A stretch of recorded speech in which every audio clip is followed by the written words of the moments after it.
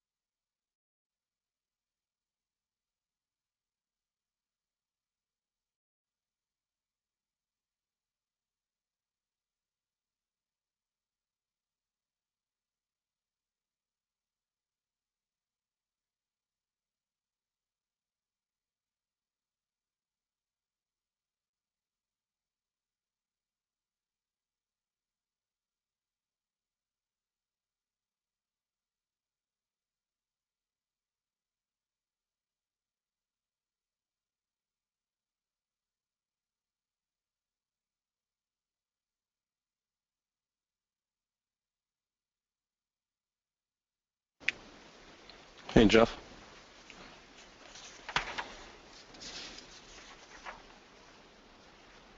Yes, I mean, Okay, I can't figure out the syntax. So if you want to do calculations, do you have always to do select? Well, I didn't think we have to, right? you can do calculations within a number of different areas in Oracle. If you're doing a select command, um, let's say you just want to do a calculation like 5 plus 2. Yeah. You need it. Oracle always needs some command to do that with, and you can't just type in SQL Developer SQL plus 5 plus 2 and try to run it. You have to say select 5 plus 2 from dual. Remember, dual is that one row table that is a dummy table just to do these sorts of Yeah. testings with. So yes, you really do need a SQL statement. Generally, it's a select statement. You can do computations and updates and inserts if you need it when you're doing an update or insert, but most of the time, that's not where you're doing it. You're doing your computations in a select statement. Okay. So if you do not write select, it will not work. Right. If you just say, sys8 or 23 plus 2 from dual. Yeah. 23 plus 2 from dual will not work. It has Will to be not work. part of a select statement. That's correct. Thank you. Okay. You're welcome. Mhm.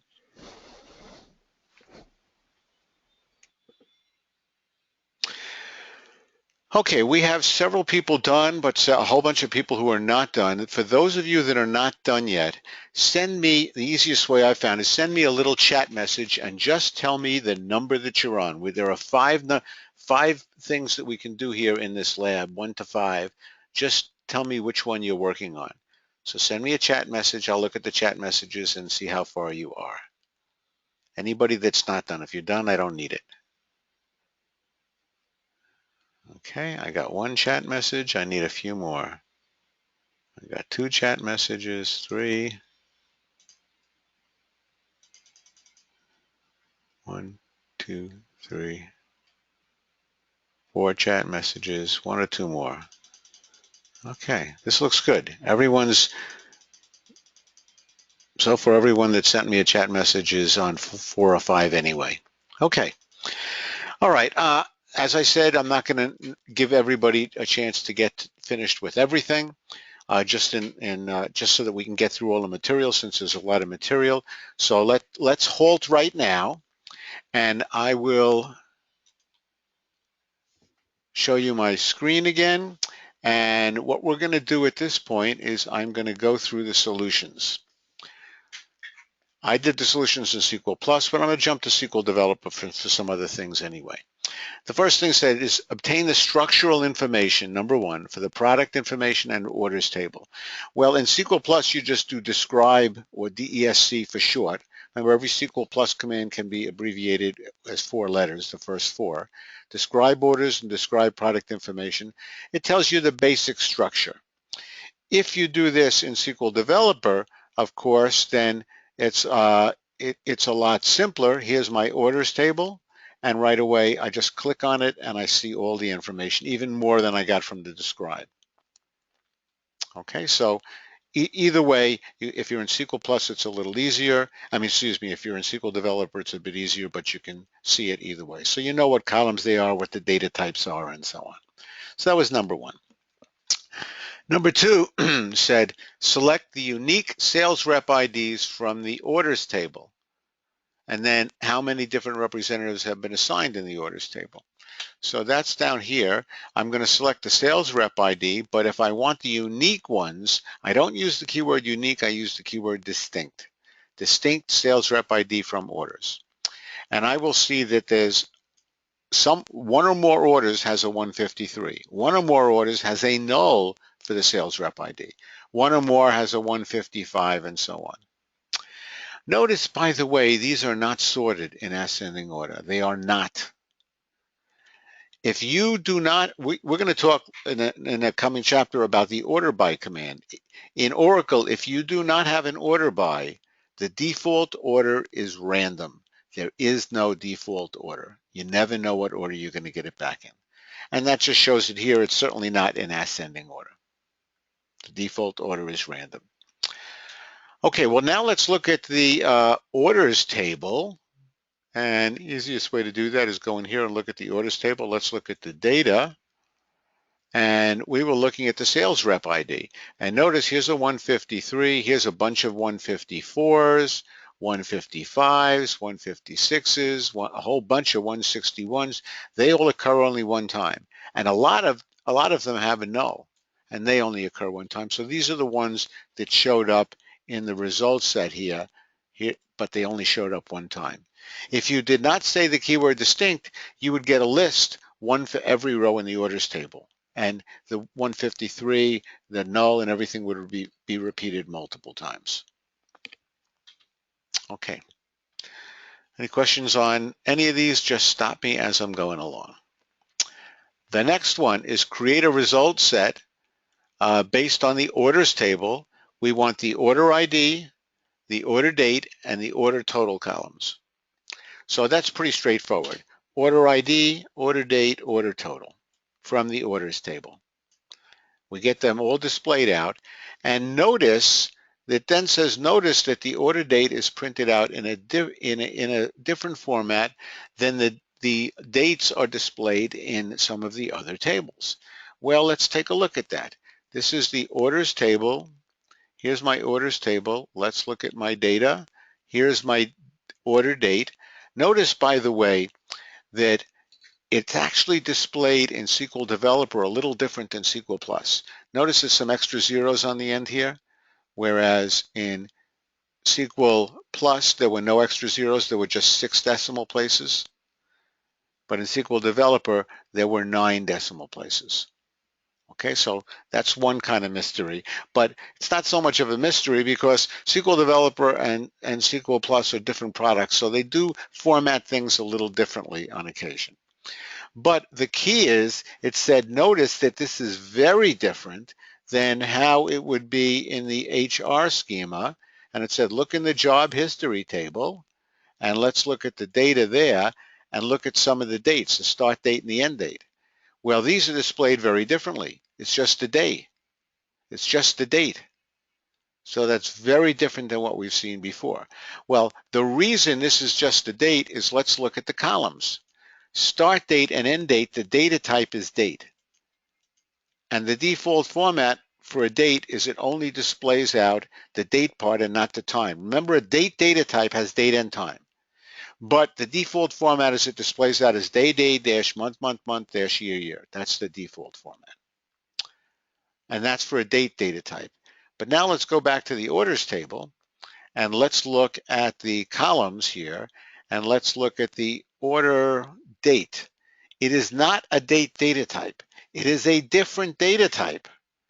It's a timestamp 6 with local time zone, whatever the heck that is. Well, we haven't talked about the timestamp data type, but I did tell you that the main data types were number and char and varchar2 and date. And I said there were a whole bunch of others that we'll see later. Well, here's one of them, timestamp. Timestamp has the date and time, but instead of the date and time to the nearest second, which is what the date data type has, timestamp is the nearest date and time to a fraction of a second, and the thing in paren says, it says how many decimal points in the fraction. This is to 6 decimal points.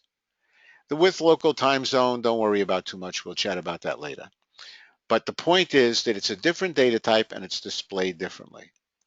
Now, the way the data is displayed here, it displays it as 9 decimal places. The 6 that are really there plus 3 zeros. And that's because a timestamp can hold up to 9 decimal places. And the default format in SQL Developer is it prints out all 9, even if it's only a timestamp paren 6. Whereas the default format here, if it's a timestamp paren 6, it only displays the 6 decimal places. It doesn't display the extra 3 zeros. Not a big deal. But what we've learned from this is that if it's a date data type, it displays one way. If it's a timestamp data type, it displays another. Okay, now remember the date data types just displayed the date even though it has a date and time. The timestamp data types display the date and time. They display both of them. If you want to get the time from a date data type, you can, and we'll have to show you how to do it. You're going to do a tochar function when we get to this, when we get to the single row functions, which are coming up in chapter 4, I believe. Okay, so that's number 3. Any questions on number 3?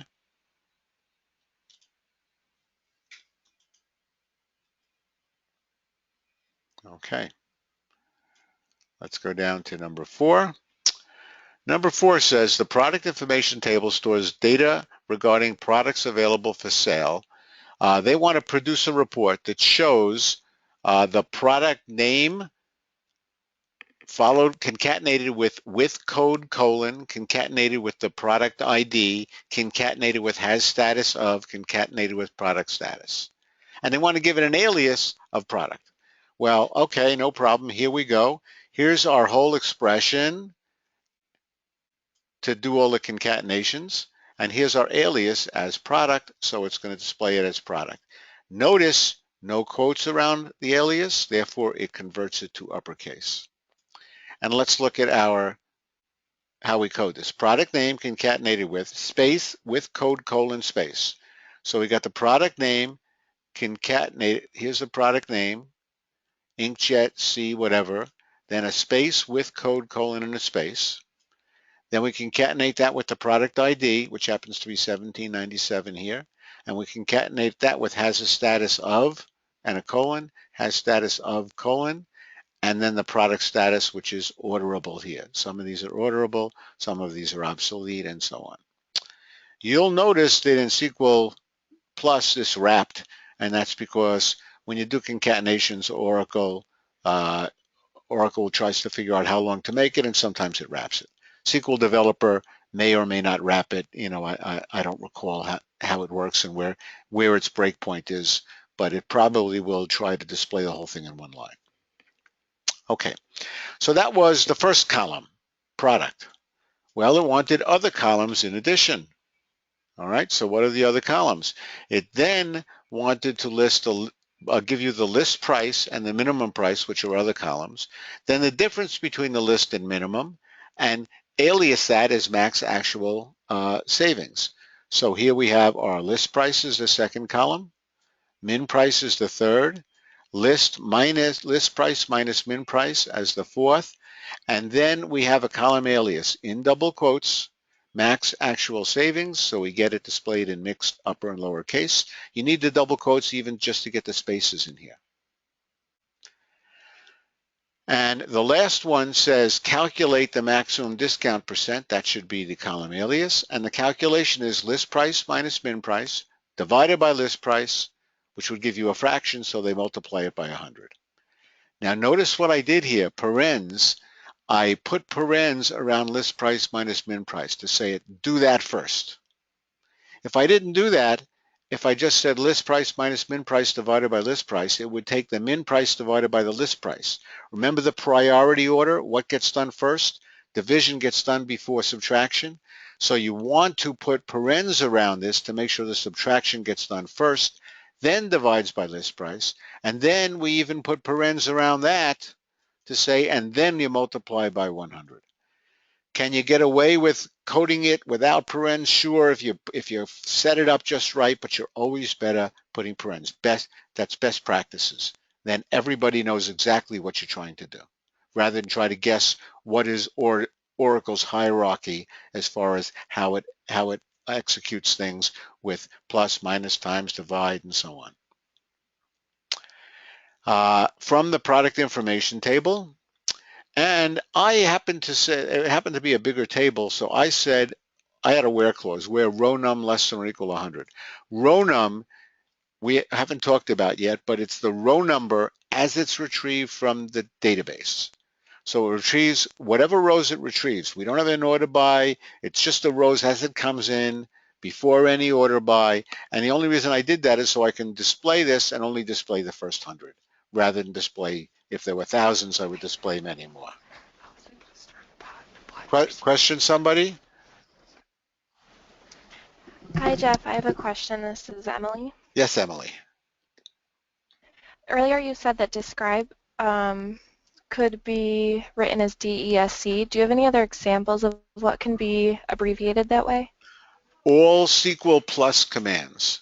Describe, disconnect, host, H-O-S-T, prompt. We haven't gotten into other commands, but all SQL plus commands can always be abbreviated with 4 characters. SQL commands like select, insert cannot.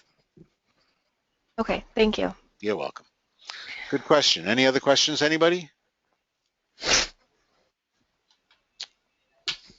Okay, that was number 4. Now let's notice something in number 4. Here's my max actual savings, which is list price minus min price. Let's go down here. List and min are both null. Null minus null, I don't know minus I don't know is I don't know. Let's go down a little further. List is null minus 73. Null minus 73 is I don't know minus 73, which is I don't know, and it's a null. It's not minus 73. That's not the answer, minus 73, because any arithmetic with a null results in a null. And the same thing here when we're doing the discount. Notice this is using list price and min price in this calculation. Therefore, it's a arithmetic expression. At least one of the things it's using is a null, and therefore any of those will result in null here also. Even if the list price were null and you divide by null, anything with nulls in it results in a null. 10 divided by null is null. Null divided by null is null. Doesn't matter. Okay. And the last one was calculating the surface area of the Earth. I'm sorry, Jeff. Can I ask a question? Yes, So absolutely. do we have this SQL plus? I believe you folks always use SQL Developer, and you would be typing all of this in the SQL Developer So window. can you go through the solutions in SQL Developer instead of SQL plus? Is there Uh, the difference? There is no difference at all. It's exactly the same SQL commands. The reason I do it in SQL Plus is that it's easy for me to show you this. In SQL Developer, every solution's in a separate window, and it's kind of I'm jumping all over the place to try to show it to you. That's the reason I show it to you in SQL Plus. But for instance, whatever we type here, we could type in a SQL Developer window. So let's see if I did a tool, SQL Workshop, and I did the OE schema. Okay. And then let me grab some of this code. Let me grab, for instance, this code here. Copy. Paste it in. That's the one that I'm doing now that calculates the area, and I run it, calculates the same result, is exactly the same code, gets the same result as I would see down here. Here's the exact same code, gets the same result.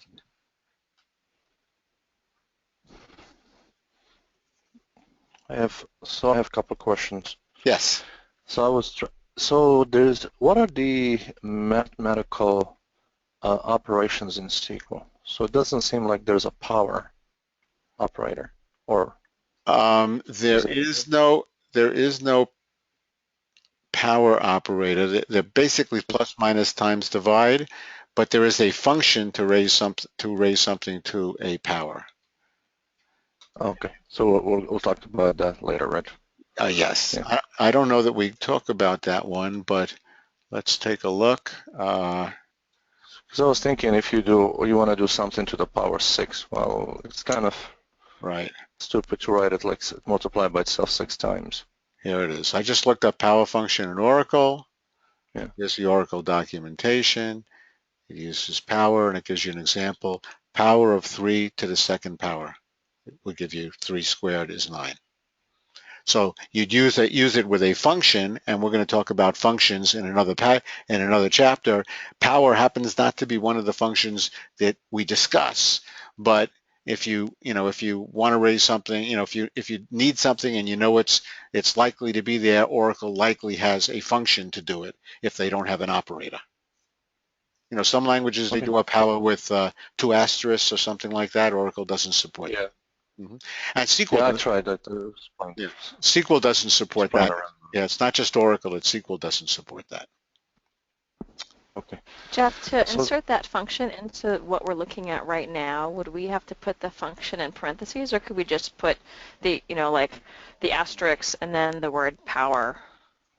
You could do And asterisk then, power. That's a good point. Let's go look. Let me do it here for you. I could do times power of, power this, 2. comma 2. Let me see if I've got that. And I had an extra, the only reason I got that, and that last close paren closes the whole thing, I think. And there it is, same result. thanks. Okay, so what do we have? Yes. 197 million square miles on the surface of the Earth. And it costs us Oh, and one more thing. yes. Sorry, Jeff, and maybe you said this, but I got distracted. Are you going to tell us later how we can truncate the decimals in an output to like 2 decimal places? Absolutely. We're just not there yet. Okay, that's fine. I can wait. Yep, it's a 2char function. It's called 2_char, and it formats your Okay. data, formats your numeric or your data types to display them with as many decimal points as month, day, year, however you want to display it. It's a formatting function. Okay, thank you. Okay, good. Okay, so that finishes up this chapter, and let's move on. Close that one out. Do we get a star for finishing chapter 2? Well, if I was physically there in class, I always have little stickers that I hand out. So if you wanted Right. one, I definitely would have given you a sticker, because when you bring them home for the kids, they really love it that you got a sticker in school, But it's a little hard to do it here. I guess I could send you something with it over a text or whatever, but I have to research that a little bit. Jeff, I Okay. have a quick question. Yes. For the self-test number 2, where it says number 8, comma 2, so would that mean that before the decimal there can only be 6 numbers or 8 numbers? Okay. Number 8, comma 2. Let's go look at that. Which one was that on? It was the self-test number 2. Oh, the self-test number 2. Okay, 882. Yes. Okay. It means there are 8 digits altogether. 6 before the decimal, 2 after. Okay, thank you. Okay. Good. Any other questions before we move on to the next chapter? Okay. All right. Let's lower this down and let's go to chapter 3, restricting and sorting data. Just so we review where we're going, because we're starting to get some questions about things that are coming up, which is good, no problem with that. But just so you know that we are going to get to most of these functions, to most of these things. Here we're doing restricting and sorting data, okay, which is going to be restricting data, the where clause, and sorting data, the order by clause. And we're also going to do something called ampersand substitution, which we're going to get into. Someone had asked about, can you write some statements that allow you that prompt the user for some data and then use the data and so on. And I mentioned that those are SQL Plus commands, and they can be, many of them can be used in SQL Developer, and this chapter is going to go over some of those, and that's called ampersand substitution and some other enhancements to that. That's in chapter 3. When we get to chapter 4, that's all these a lot of these single row functions we talked about, like the power function, the 2char function to display things properly and so on, the upper and the lower function and so on. And that's chapters 4 and 5 together. to do the functions that are on single rows and the functions that convert data types like tochar and so on. Chapter 6, we do aggregations. So chapter 6 is where we do the group functions, the group by, the having clause, and how all of that works, and then the sum, min, max, and so on. Chapter 7 is the joins, displaying data from multiple tables. So we get into all the types of joins. Chapter 8 is the subqueries, where a query can have a query in it, sometimes called a subquery in a query. It's a child query. It's a query within a query. So we'll talk about subqueries. It's very, very powerful capability. Chapter 9 is set operators, and that's where we do things like unions. We do a select and a union with another select, and it gets rows from multiple tables at one time. Chapter 10 is manipulating data, DML, data manipulation language, insert, update, delete, how you change data within the table. Everything before that is selecting data, getting data out. Chapter 10 is we go into a bit of inserting, updating, deleting, and I've been told that you guys don't do that a lot. That's not your major responsibility as analysts. Your major responsibility is pulling data out, but we will cover the basics for that. Chapter 11 is DDL, where you create and manage tables, and I've been told that you will need to do that from time to time. So we'll get into how you create tables, how you alter tables, how you define the data types for each column, and so on. And that's chapter 11. Chapter 12 is the last chapter, and that gets into other objects besides tables. Views, indexes, sequences, what they are, what they're used for, and so on. So that gives you a feel for where we're going. Okay, any questions, anybody? Anybody want something that doesn't sound like it's there? So it would be any special request for anything that sounds like I haven't included it in where we're going. Okay, if you do think of anything, you let me know. As I said, I have a lot of other material, and if we have time and if it's appropriate for the whole class, we'll try to include it. Okay, chapter 3, restricting and sorting data. Limit the number of rows, order the rows, because remember, if you don't order them, the order is random, and this so-called ampersand substitution, which we'll see how that works. Okay, restricting rows is selection. Remember I said there were three main things? Projection was the first one, and that said which columns do we want and what kind of calculations do we want in our columns and so on. What are we going to project and display to the user? The second thing is selection. Which rows are we selecting? We don't want all the rows from the table or tables we're doing a select on. We only want certain rows. And the third thing is ordering them, sorting the rows with the order by. So the selection is done with the where clause, and the sorting of the rows is done with the order by clause. So we're going to do the select first, and it's part of the select statement, but it's with the where clause. Projection is the actual columns in the select part of the clause. The wording is, I don't like the wording too much because they call it projection and that's in the select clause. And then they call it selection, which is in the where clause. So it sounds a little peculiar, but that's how Oracle refers to it. Okay, we can have a whole host of different conditions. We can have numeric conditions, okay, such as where salary greater than 20,000. We can have character conditions, such as where job ID equal SA rep. All right, so there's a whole bunch of conditions we can have in our where clause that says only return me certain rows that follow these conditions.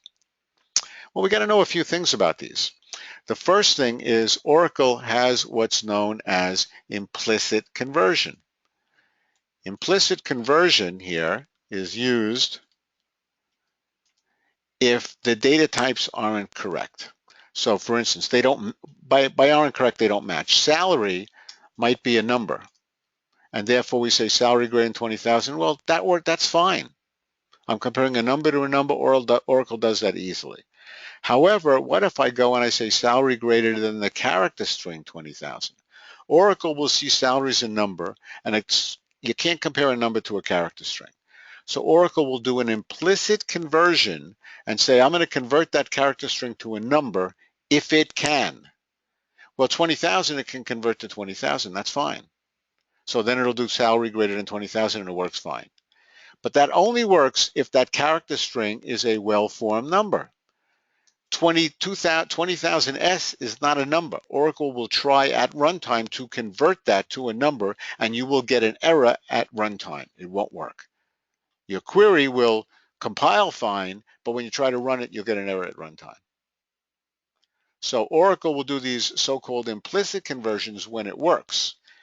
Take a look at this one. That looks like it should work, but numbers, when Oracle converts character string to numbers, it doesn't know from commas. It's just the number. So 20, 000, it will not be able to convert into a number, and you'll get a runtime error for that. Okay? Plain numbers typed in do not have commas in Oracle. They can have a single decimal point. They can't have two decimal points. Okay? They can have a minus sign. They can have a plus sign, but they can't have commas. Okay, so that's implicit conversions with numeric data has to be well formed. Now let's look at a separate situation, character conditions. Remember, anytime you compare something to a string in quotes, it is case sensitive. So if job ID is really uppercase SA underscore uppercase REP, this will not find it. Neither will the second one, because the second one is a character string. Job ID is a character string. I'm comparing it to a character string, that's fine. But if the job ID in the database is really all uppercase, neither of these first two will get it. So you might try where job ID equal SA rep in uppercase. That's not going to find it either. Anyone have any idea why this one won't work? I said it's in uppercase. What did we do wrong? What did we leave out? Single quote. That's it. Excellent. There's no single quotes around them. So if Oracle sees where job ID equal SA rep, it's going to assume SA rep is some variable or some other column name or some alias name. It's going to be some name, and it's going to give you an error saying, I don't know what SA rep is. It's not the name of another column. It's not the name of anything that I know. You have to put it in quotes. So to get this really to work, if the data was all in uppercase, you'd have to say where job ID equal quote uppercase SA underscore REP, all in upper quote, all in uppercase and a close quote. Okay, so those are some of the issues to look out for here.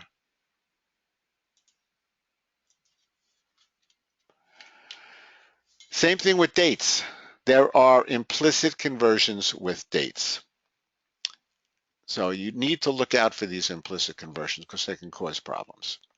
The data type, it will compare a date to a character string if the character string is well formed. What do we mean by well formed?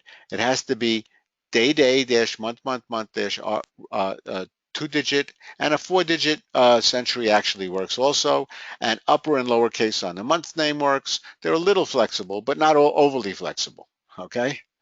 So date conditions have to be well formed if you're comparing it. So if you say where order date equal 01-JAN-15, it'll look for all orders on January 1st, 2015. If you say where order date, and that's in quotes, of course, a character string.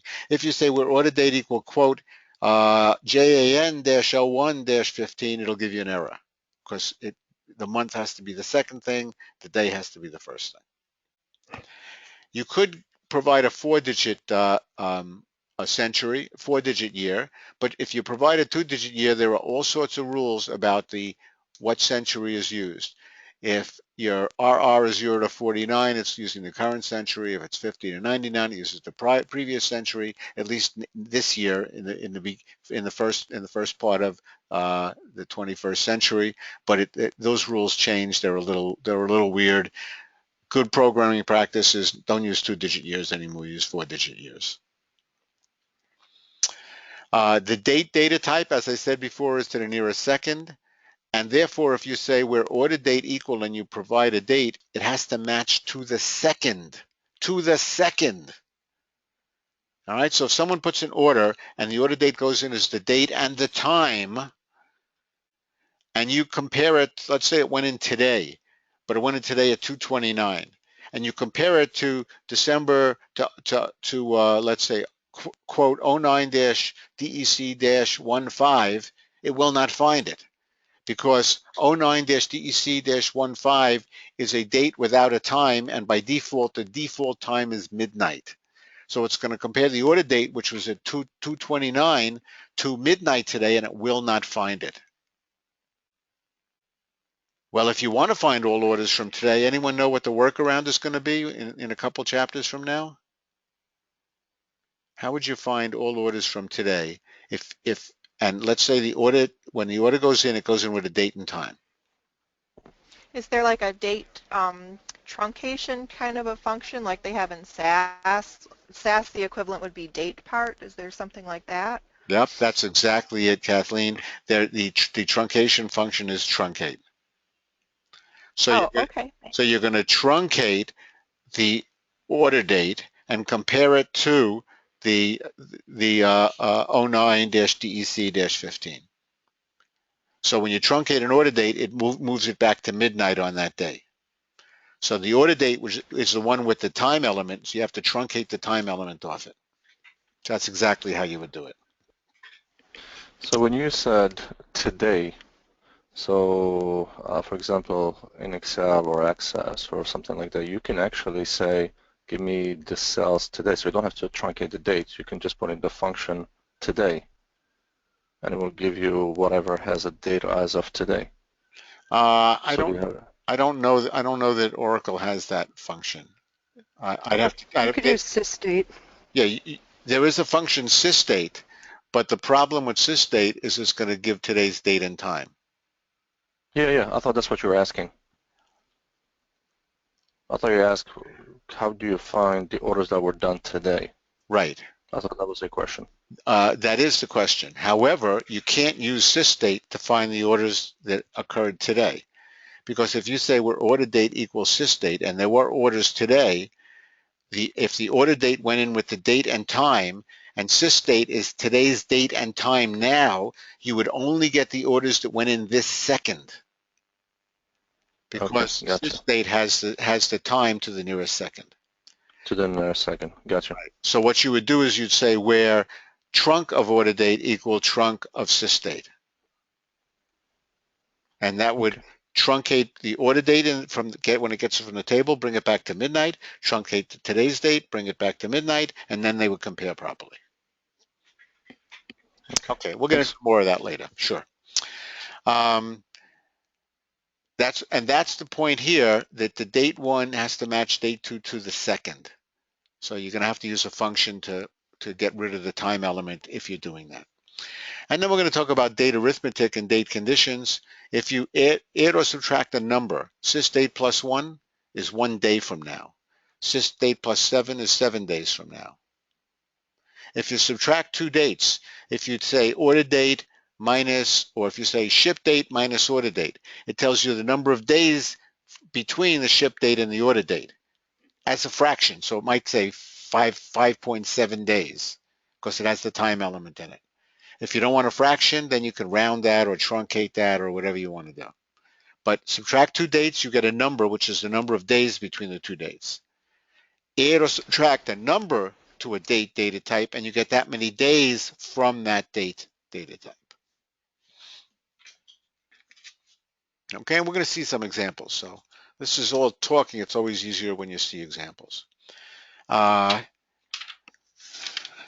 Let's see, comparison operator. How do you use it? I'm sorry, Jeff, to interrupt. So go back to the previous slide. So how do you use division for days? You don't, with a date, you never use division. Oh, I thought you had operator of division there. Sorry, my bad. Oh, no, it's plus or minus number of days. Oh. Good point. That should probably say plus or minus number of days. The slash was meant as or. Thanks, good catch. Okay. Comparison operators. In the where clause, you compare two things equal less than, greater than, less than or equal, greater than or equal, and not equal can be less than, greater than, those two symbols together, exclamation equal, tilde equal, all of those, and almost anything that's not equal in another language will work in SQL. So when you compare two things, you would do that. Generally, you're comparing numbers with this, but you can compare dates, no problem. Character strings, no problem. Between operator. Between, where higher date between 24 July and 7 June. The between includes the end dates, the end values. So if I said between 10 and 20 and something was exactly 10, it would be included. If something was 20, it's included. So between is equivalent to less than or equal to this first one, excuse me. Between is greater than or equal to lower and less than or equal to higher. So the equal is in there. And there's another one. When you want to say where something is equal to a whole bunch of different values, it could be any of them. You have two ways of doing it. You can say where last name in King, Gabharan, and Ramklas, or you could say where last name equal King, or last name equal Gabharan, or last name equal Ramklas. So you can use the or with an equal, but when you have a long list, you don't want to say where last name equal this, or last name equal that, or you don't want to do that. The abbreviated way is in with parens. Be careful of the syntax. The between does not use parens with a comma. It says between this and that, whereas the in does use parens with commas. Okay. When I first saw this, in the beginning, I said between open paren, the first comma, the last. That didn't work. You have to say between this and that. In takes the other syntax. Any questions on that? We're going to be getting to a bunch of examples in a little while. More examples. The like operator. The like operator is for character data only. If you provide a like with some other data type, Oracle will try to do an implicit conversion to characters and convert it to characters.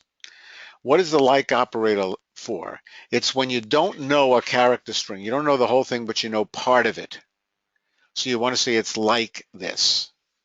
Okay, so if I know that the name starts with AND, I can say where last name like, quote, AND followed by a wildcard. There are two wildcards, the percent and the underscore. So if I wanted all names that start with AND, the percent wildcard is 0 or more characters, multiple characters. So I would say where last name like, quote, AND percent, close quote. So it says starts with AND, then has 0 or more characters after it. So I would get a last name of and, I would get a last name of Anderson, yeah, Andersonville, anything that started with AND. By the way, the like character, since the data is in single quotes, is case sensitive. So if it's in uppercase AND, it's got to be in uppercase AND. The underscore is a single character wildcard. So if I wanted something that had, let's say, I know it had an AND in it, it was 4 letters, but the last 3 were AND, I would say like, quote, underscore AND, close quote. And I'd get sand and band and rand. Okay, I'd get anything that had 1 letter followed by AND.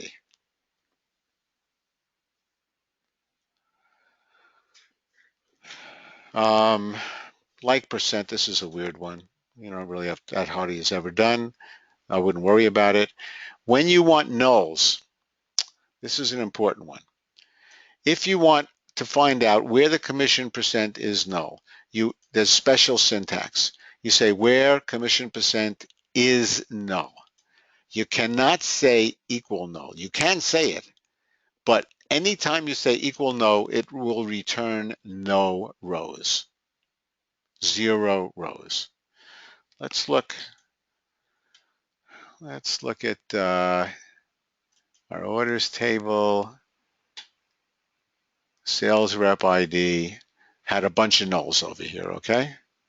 So we know sales rep ID had nulls in it in our orders table. So let's say I select sales rep, select star from orders O, and then I'm going to go back here and do an O dot sales rep ID. Why did it not? It's supposed to give me a little help and show me what that is. It did not. Sales rep ID from O,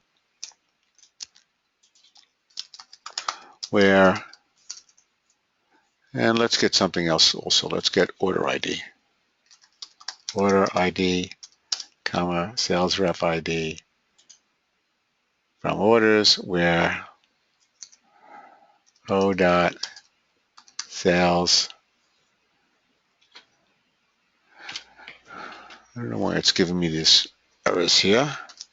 Rep ID equal no. Okay, so I know I have sales rep ID, some of them with a null. Let me run it, and I get no rows. Even though I know that there are nulls in sales rep ID. Should get a lot of rows, right? All of them with a null. The reason that doesn't work is, well, I'll tell you the reason in a minute, but I'll show you the workaround. The workaround is you don't say equal null, you always say is null. It's a special syntax. I'll run that again. I'll run that now, and I get all the ones where it's a null. Okay? Anyone know why equal null doesn't work?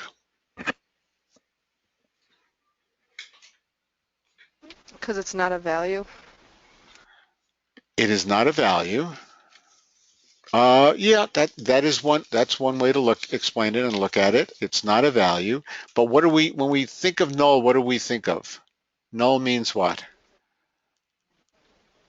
I don't know. That's it. Null means I don't know exactly. So you're always saying where the sales rep ID equals I don't know. And in Oracle, if you're comparing, remember whenever you add in a null to any arithmetic operation, it's always a null. 5 plus I don't know is I don't know. Whenever you compare something to null, the answer is always false. So every time it looks at a row, it looks at the value in the row. So here it's coming across and it sees 153. Does 153 equal I don't know? The answer is I don't know.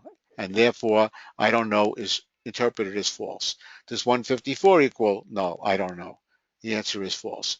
Does I don't know equal I don't know? When you would think that null does null equal null, that you would think the answer is true, but the answer is null does not equal null. The answer is false because does I don't know equal I don't know? The answer is I don't know, and therefore that's always interpreted as false. So you get no rows. So the idea is be careful that you can code this and it will run, but it'll give you the wrong answer. It'll give you no rows. You have to say is null. Okay? So that's a big gotcha that people get confused with in the beginning. That's why I spent so much time on it here. Okay, there are also Boolean operators and or and not. Where last name, let me make this a little bigger so you can see it better. Where last name equal king, where last name like, where last name in, where last name between, all of those you can have a not. Where not last name equal king, where last name not like, not in, not between, is not. So the way you reverse it with a not syntax is a little different. The not has to go before the column equal. Whereas not like is an operator, not in is an operator, not between is an operator, is not null is an operator. So those go together, but you can't say where last name not equal. You can't put the not word after last name the way it is with all the others. So the syntax is a little different. So beware of the syntax when you do a not equal. You can use less than greater than for a not equal, tilde equal for a not equal, exclamation equal for not equal, but you can't do the keyword not equal. You have to put the not before the expression. Jeff, if I can ask a question. So, Yes, but can't please. you do for the first one, can't you do where last name less greater king? Yes. You can use one of those operators that means not equal. You can say where last name less than greater than king, less than greater than is the not equal operator. You can use a tilde equal, that's a not equal operator. An exclamation equal is a not equal operator. But if you use the word not, you have to put it before the last name. Thank you. Okay, good. Okay, those are the comparison operators. And here's all your precedence rules for operators. Okay, remember, Oracle always does left to right if you're at the same level. If you're at the same level, you're left to right, and here's the levels. So the highest level is parens. It'll always do that first. Then it'll do left to right. However, if it's at the same level, it does left to right, but that's between division and multiplication. But that's at a higher level than plus and minus. So it'll do the division and multiplication before it does the plus and minus. That's why you got to put parens around things. If you say 5 plus 3 divided by 7, it's going to do the division first. And if that's what you want, fine, but you're better off putting parens. So this is your whole precedence rules. And you can see it gets pretty complicated. If you have a big expression with division, multiplication, addition, subtraction, concatenation, less thans, likes, all this other stuff, it's very hard to figure out what's actually being done. That's why you should use your parens around everything, and then you don't have to worry about it.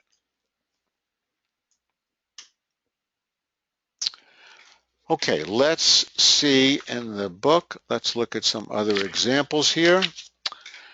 Let me bring up chapter 3. And let's look at page,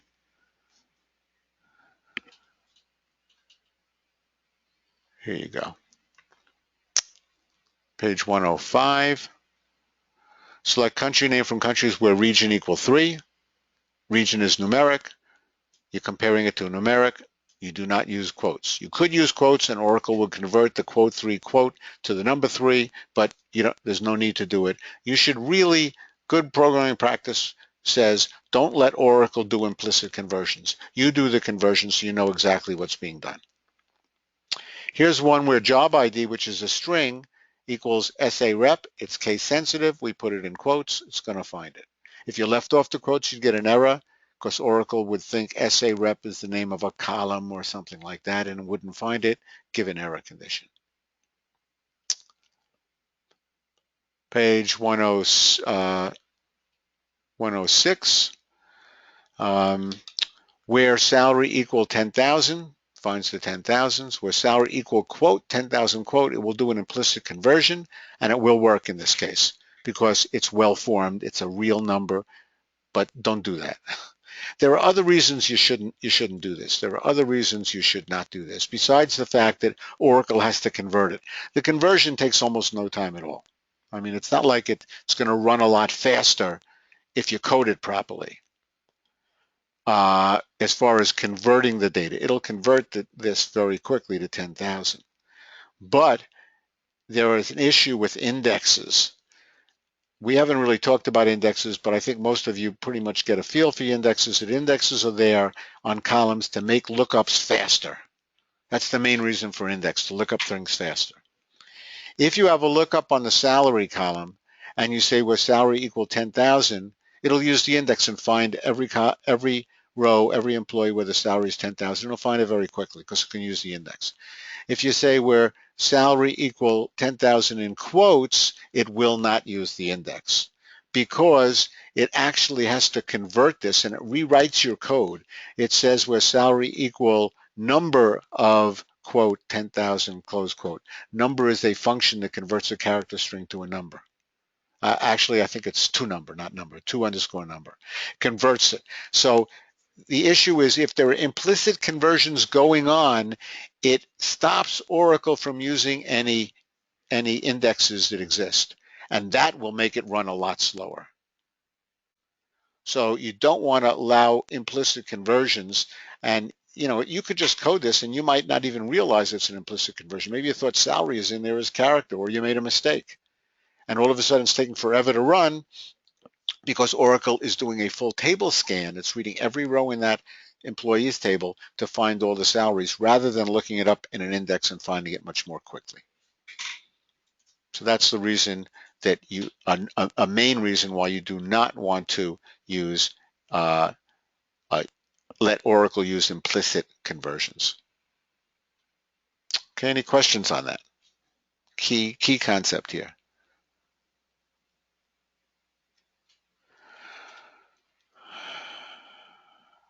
Okay, here's some more code where salary equal department. It looks at each row and it checks if the salary is equal to the department number. I mean, that's a pretty bogus kind of a thing, but it could be done. Salary is numeric, department is numeric.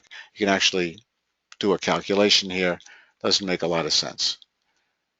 Salary equal department times 100. It basically, I guess, that Ernst is in department 60. When you multiply it by 100, you get 6,000, and that happens to be Ernst's salary. Hopefully Ernst has another job somewhere. It's not quite enough to live on. Okay, let's see. Case sensitive. SA rep we talked about. If job ID is character, this won't find anything. It'll give you an error. This will not find it. This will not find it. If it's actually in uppercase SREP, SAREP. Actually, this first one will generate an error because it's going to look for an SA rep that's an identifier of a column or something, and it'll say SA rep is an invalid identifier, and it'll give you an ORA 904 error message when you try to run it. And here's your code. Shows you it actually runs it, error, runs it, no error now, but it never found the lowercase a. I mean, it's all in uppercase. No rows found in those situations. You can compare one column to another column if you want. That's all work. You don't have to compare it to character strings or numerics. You can compare one column to another column. You can use concatenation in comparing things.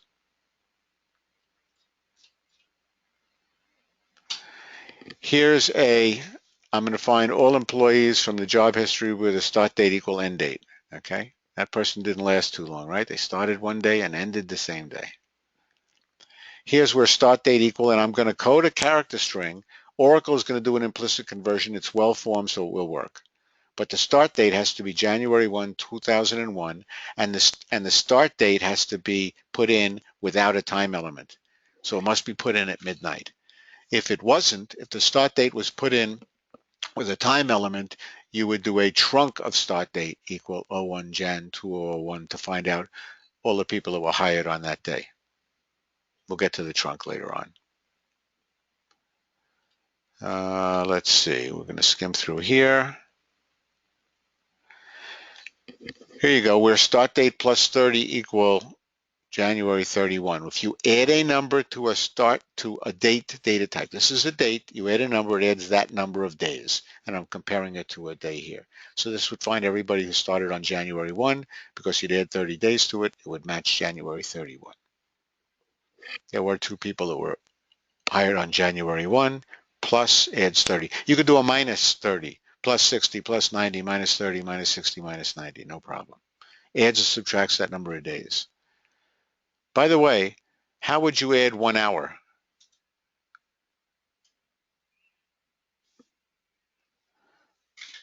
There is no add hour function. There's just plus and minus to add days. How would you add an hour?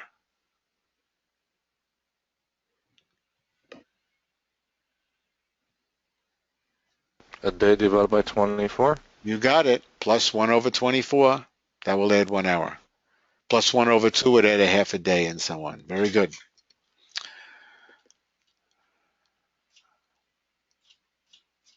Here's our comparison operators. Job equal SA rep. We've done that. Nothing new there. Here's those comparison operators. So yes, you do not have to say not this not last name equal, you could do a not equal here or a not equal with these operators. There's also a tilde equal as a not equal as well. That's a not equal. This is a not equal. Less than or equal, greater than or equal. If you have a character string and you're comparing less than, greater than, it uses the ASCII letters. So the uppercase letters sort first, then the lowercase letters, and so on. So it compares it alphabetically. Here's your between operator. So that gives you all the last names, that all the way from A to K? This one, yes. All the way Okay, from thanks. the beginning up to KING. It'll give me KA, KIN, G, KINA, KINA, KINB, and so on, but nothing after that. Okay, thanks. Not usually used with, character strings, but could be.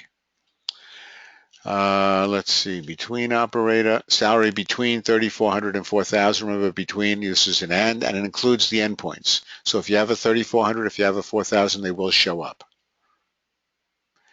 Between is exactly the same as greater than or equal to the lower and less than or equal to the upper. I have a question. Yes. Oh, okay. I was wondering for the not equals, SAS allows you to actually spell out not equal or use NE. Are there similar features in the SQL, or is it just strictly like the mathematical symbols? It's the mathematical symbols, or you could use the keyword not, but you have to say like not salary greater than 4,000. You don't say salary not greater than. The keyword not has to be before the column name. It's a little weird, but it doesn't allow you Okay. to say not equal. You have to say not salary equal. You cannot say salary not equal. And there is no NE. Okay. And that's ANSI standard. It's not just Oracle. It's the ANSI standard for all SQL. Okay. Thank you. Okay. Here's hire date between, and I give it 2 dates. And as long as I give it the default format, Oracle will do implicit conversion on those. Between July 24th and hire date plus 30. What is this? From employees where, oh, that's not even a column. It's just a hard-coded value. Not very much there. In, where salary in. It's one of those three. In is the same as equal to the first, or salary equal to the second, or salary equal to the third. Equivalent to this. That's the equivalent to this. Much easier to say in with anything more, with any list. They basically take, the runtime is no different. I mean, minimal, absolutely minimal. But the syntax makes it a lot easier to type and so on, and read. Last name in, hire date in, it's one of those 2 dates. Here's our like operator. This is interesting. We didn't really see examples of this. There's the ins. See if we have a like operator, an example. Okay, here's one. Select star from countries with country name like an uppercase I, the percent sign. How many characters does that represent? It's a wild card. Does it represent one character, percent sign, or many characters?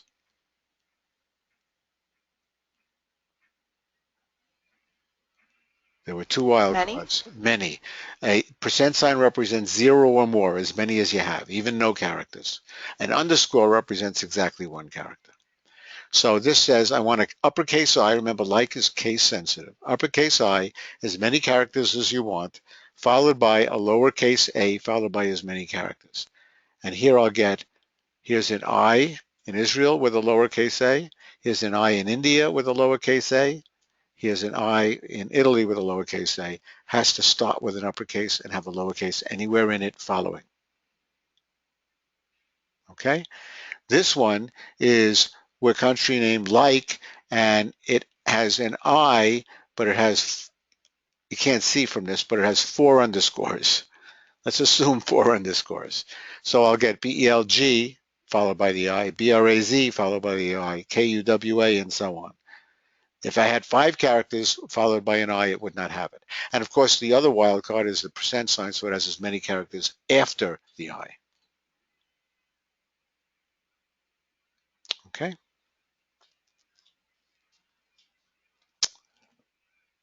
Okay, there's something special with wildcards, and here's the reason. The reason is that, let's say I want A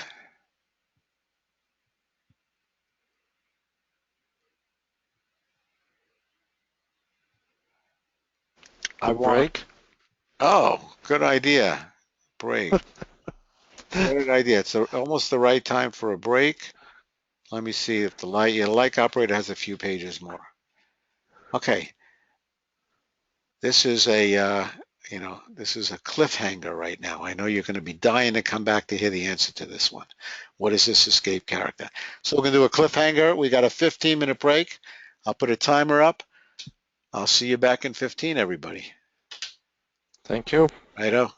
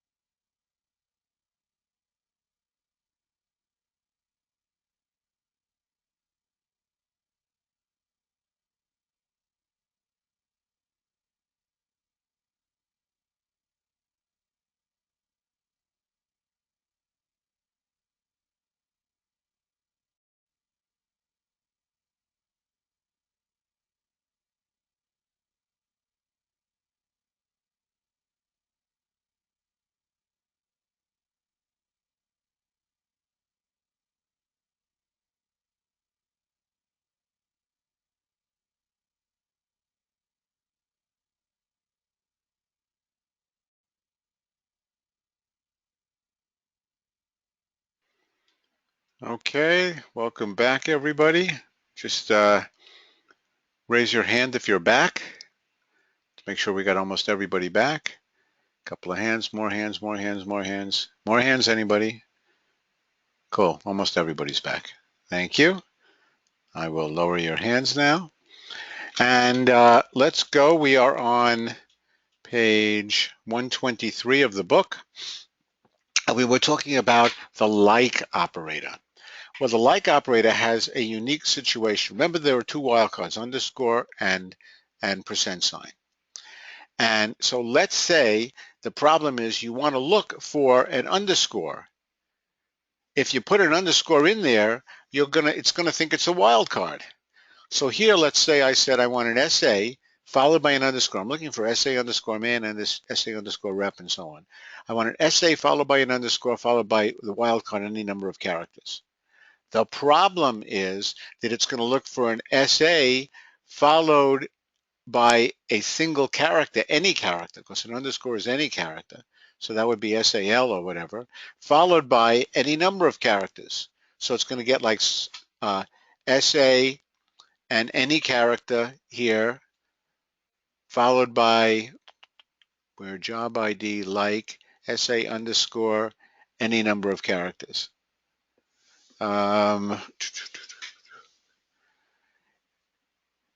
So it really is going to, if there was another one, if there was a job ID of SAP, they're not giving a good example here. Let's say it was SAP man, it would also find SAP man because SA followed by one character, that's a P, and then a number of characters. So SAP man would show up in this also. The example they give isn't really great. They should have another one with something where it's not going to show up later. So you see the point here? If there was an SAP underscore man, that would show up here because the underscore is any wild character, not just an underscore. So if you want to actually look in the string for an SA and physically an underscore, you have to tell Oracle that the underscore is not the wildcard. So how do you do that? You would tell it, okay, I want SA and then I want a underscore, and you precede it by an escape character.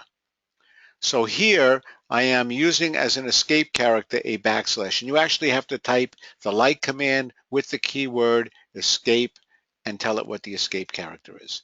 So that says the escape character is a backslash. So here's a backslash. So the character after that backslash, which happens to be a underscore here, is not a wildcard. Even though it's a like, it's not a wildcard. I really want an underscore. See the issue? Look for an SA followed by an underscore and then any number of wildcards, and then you'll get SA man, SA rep without SAP man. This first one would have gotten SAP man as well. Okay. Here I use the backslash as a wildcard. Here I could use anything. Here I use the $ as a wildcard. So SA and then I have a $. That's the $ is my escape character. So that says the next character, which is an underscore, is really an underscore. Just don't, for an escape character, don't use anything that you're trying to search for because then that destroys the whole purpose of the escape character. So the like command is a little bit more sophisticated if you want to look for an underscore or a pound sign. Or a percent sign, underscore or percent sign. Those are the two special characters that are wildcards, and if you want to look for one of those, you have to so-called escape that character. Any questions on that?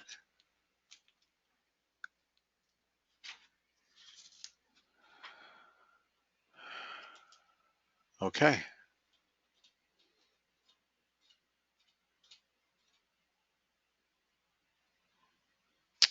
Here's an easy one, like %ing. Anything that any number of characters, 0 or more, followed by an ing in lowercase. And if I just had a department name that was ing in lowercase, would it find that? Let's say I had a department name that was ing in lowercase. That's all it was. Would this find it? That's the question. Yes. Yes, it would, because the percent sign means 0 or more characters. Good. Okay, let's look at the nulls. Where commission percent equal null, no rows. Nothing equal a null. Even if it's a null, even a null doesn't equal a null. Because null means I don't know. Does I don't know equal I don't know? The answer is I don't know, and that's interpreted as false. So no rows are selected. If you want to find the nulls, you have to say is null. Now it finds all the last names where the commission percent is a null.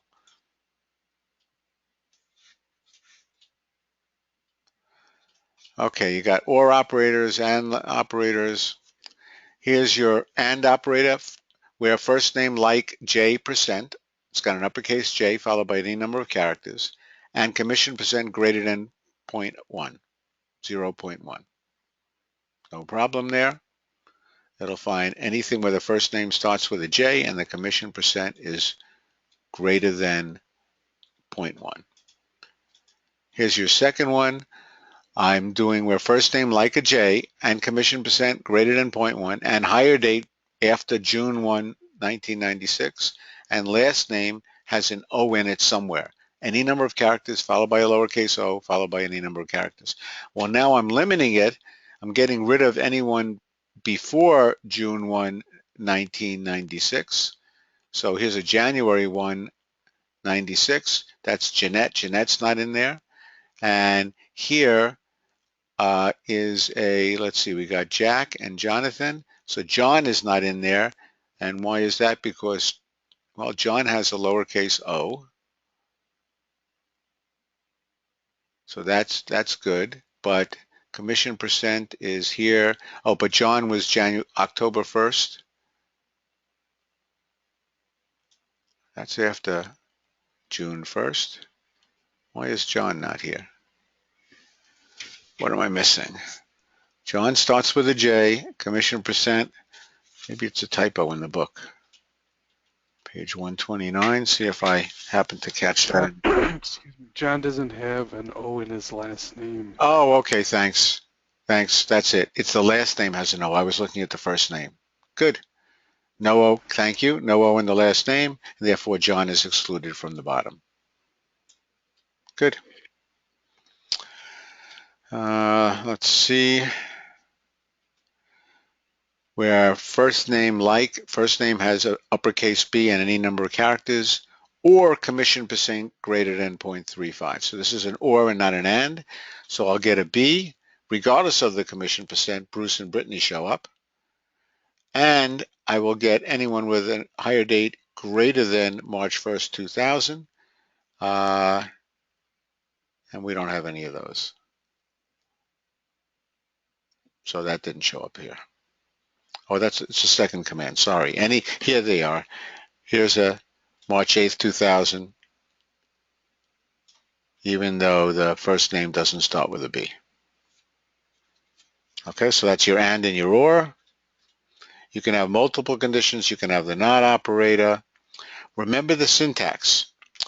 If you want to use the not operator, not like, not in, not between, and is not null.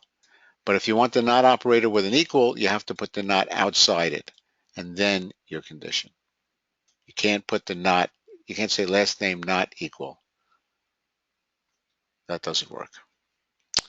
So where first name not like is okay, but if you want commission percent greater than 35 and you don't want that to be true, you have to say not commission percent greater than 0.35. Or of course you could have said commission percent less than or equal to 0.35.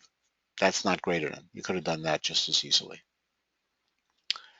Precedence rules we looked at, very complex. Use parens to avoid it. Otherwise, you can have all weird things happening.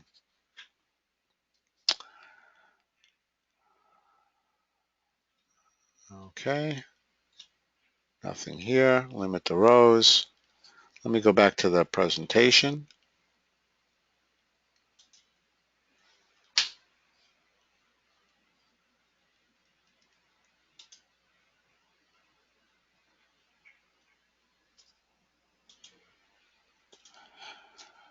Okay. Back to the overall presentation before we go back to some examples. We're going to do that a lot. We'll talk about the concepts and then we'll look at a lot of examples. The order by. You can order it by a column. The default is in ascending order. You don't have to say ASC. If you say order by first name DESC, descending, then it'll sort it in descending order. And nulls can be first or nulls can be last. By default, nulls are sorted high. I don't know why they did that. I would have considered nulls low, but they consider nulls high.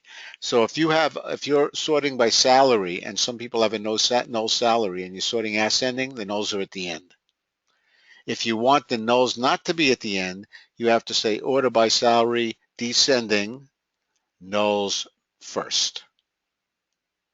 So you can override the order of where the result would be by saying nulls first or nulls last, and you don't have to say descending. You do have to say descending if you want descending. Otherwise, the default is ascending, and the default is nulls are high. Now, high, it doesn't mean first or last. First or last is first or last in the result set. Sorting high is the default. It'll always sort high unless you override it. And does it first or last if it's high? Well, if you're sorting in ascending order, it's last. If you're sorting in descending order, it's first. And you use nulls first and last to reverse that. We'll look at some order bys. You can also do something called positional sorting, where if you say order by, instead of say order by last name, if you say order by 2, it's the second column in the column list. If you said select first name, comma, last name, comma, other things, last name is the second column. If you say order by 2, it sorts by the last name. People do that just to save typing. It's not best practices. It's harder to see what people are doing. You got to go back. If they ever change the list in the select clause, then let's say you added, instead of ordering it by first name, last name, and instead of selecting first name, last name, and then ordering it by 2, which is last name, let's say you change that and you put in a cusno. So it says select cusno, first name, last name.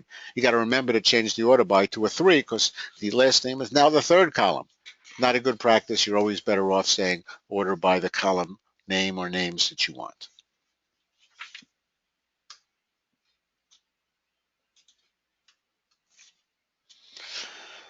Okay, let's go back to the chapter.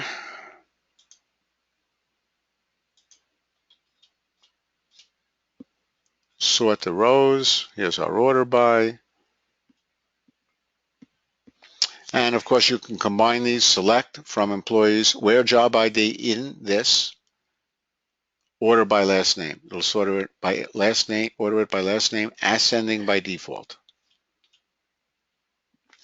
Page 138.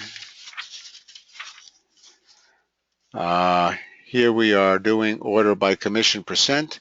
Notice the commission percent here is ascending, 0.2, 0.3, 0.3, 0.4, and the nulls sort last because nulls sort high, and you're ordering it in ascending order. If I order it in descending order, I say order by commission percent DESC, and then nulls are sorting high by default. Nulls always sort high, actually, and therefore, if it's descending, nulls sort first. If I want to change that, I can order by commission descending. Nulls would normally sort first in descending order, but I can change that to nulls last, and now the nulls will go at the end. Any questions on that? Ascending, descending, nulls first, nulls last?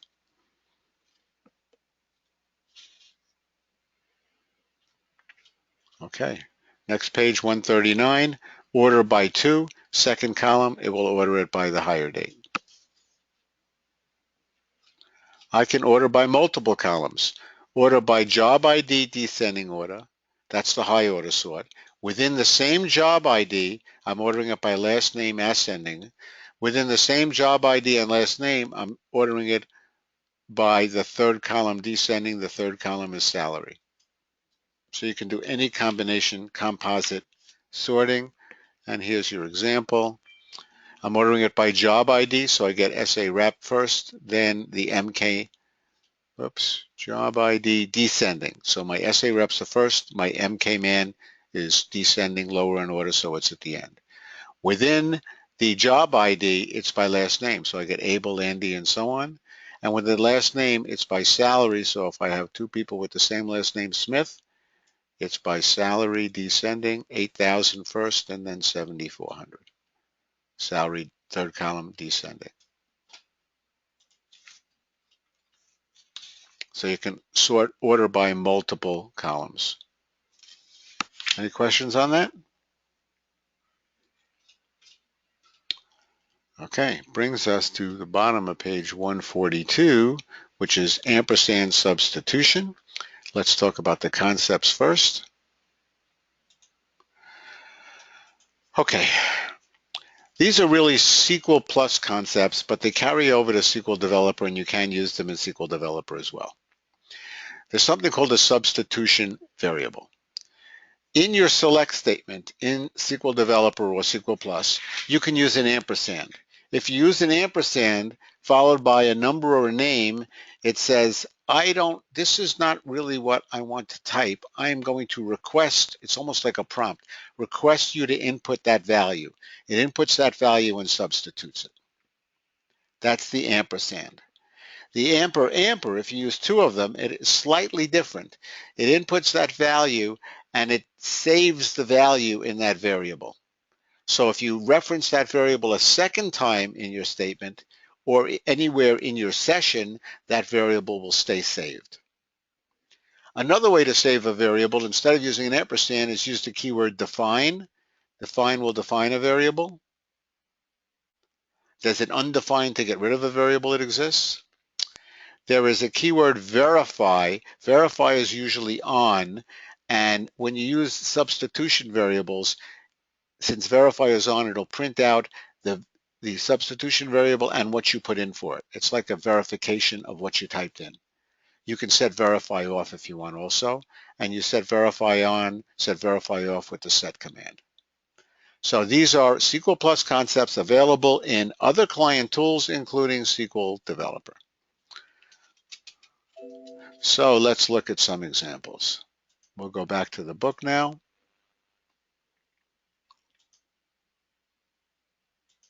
Ampersand substitution.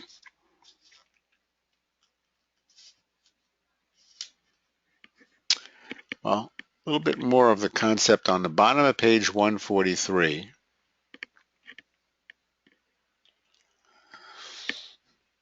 This is single ampersand, where you don't use the double amper, you just use a single ampersand statement.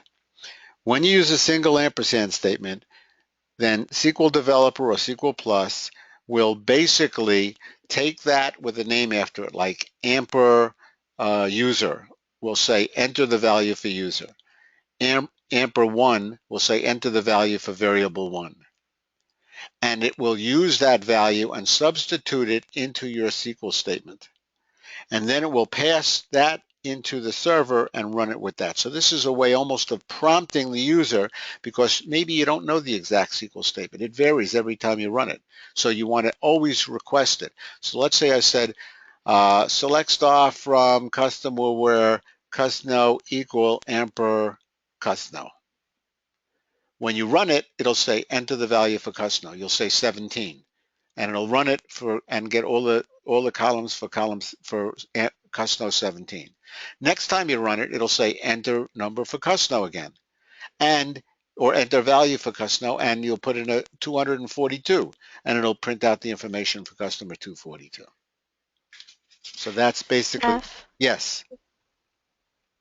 So a lot of our reports, we only have to update the months in them. So would we be able to do this for our date values?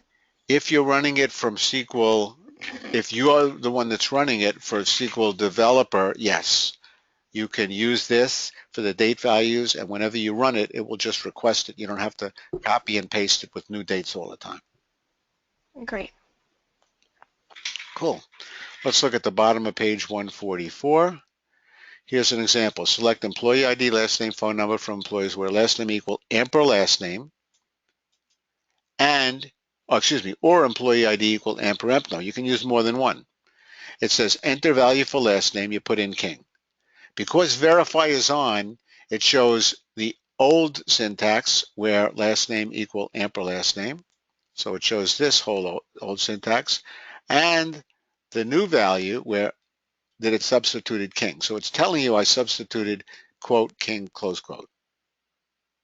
Okay.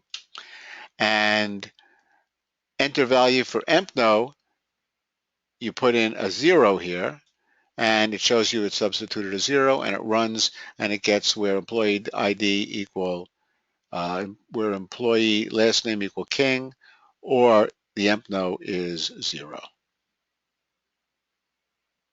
And they both were kings. There was no empno 0, so it displays the information. And you run it again, it'll ask you for the same information. If you set verify off, you won't get all this bogus verification. I usually set verify off because I don't want to see that every time I run this.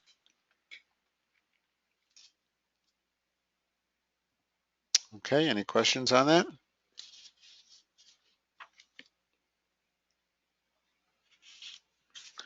Okay, let's look at the top of page 146.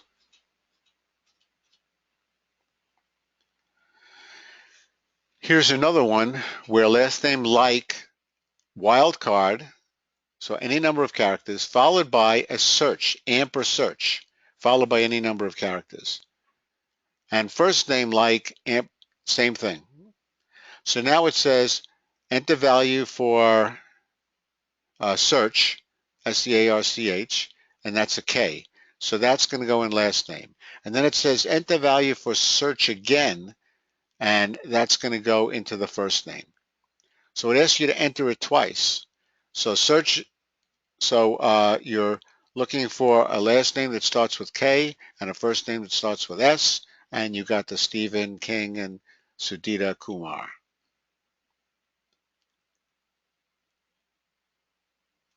Okay, any questions on that?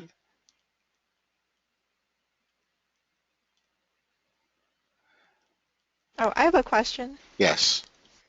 Um, does it only allow you to search for one character in that string?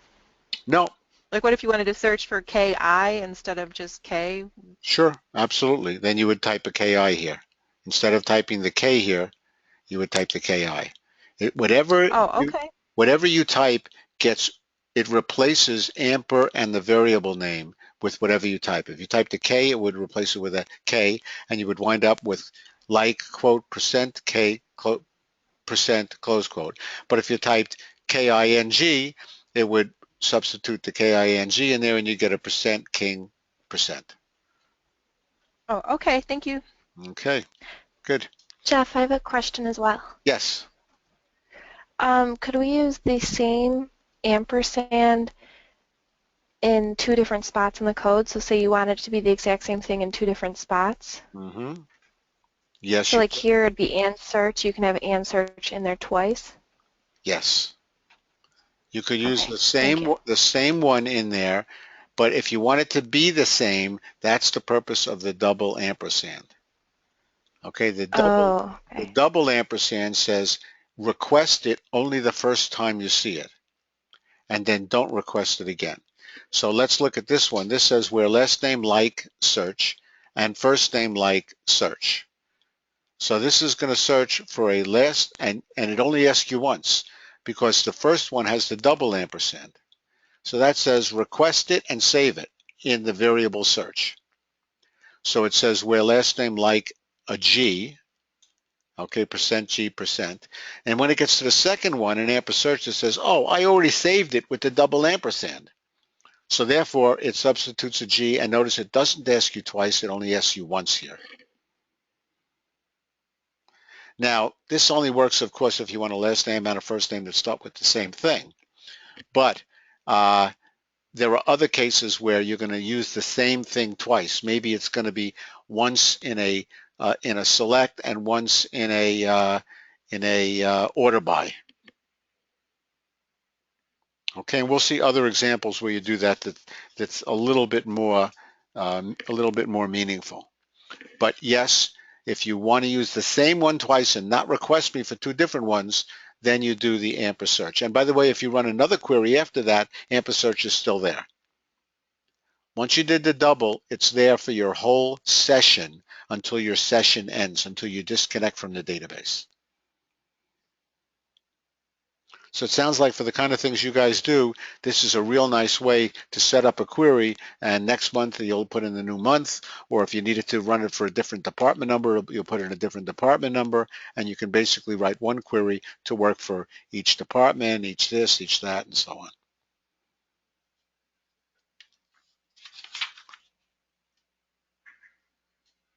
Okay, let's look at the top of 148.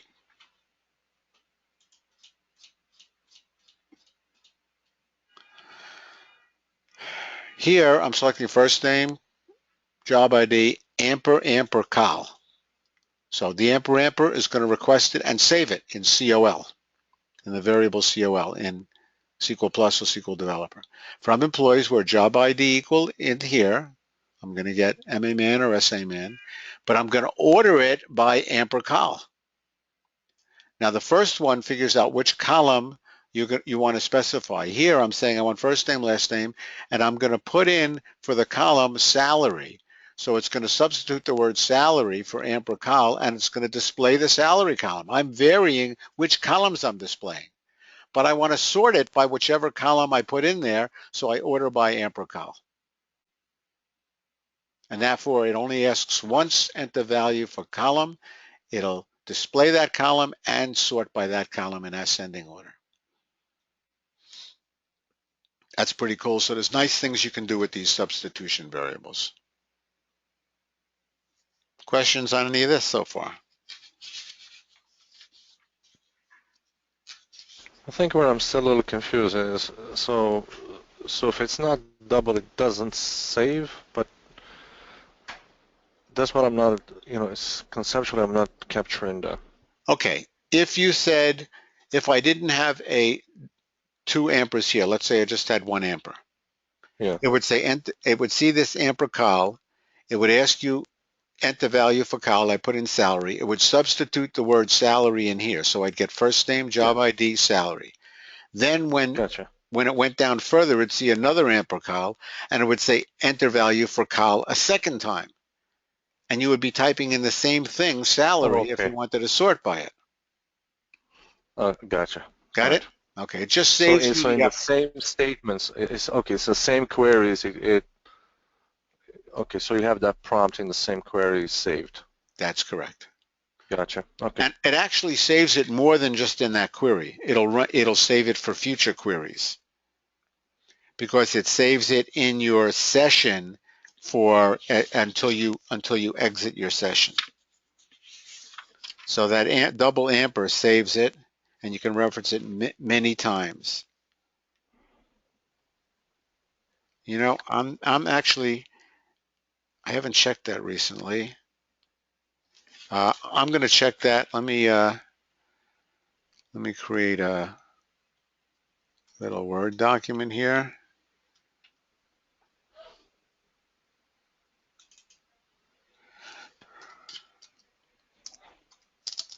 Amper in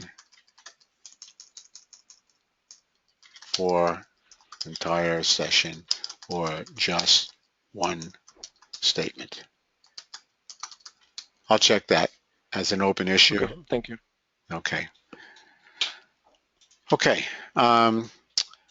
Now let's look a little further. Let's look at page 149.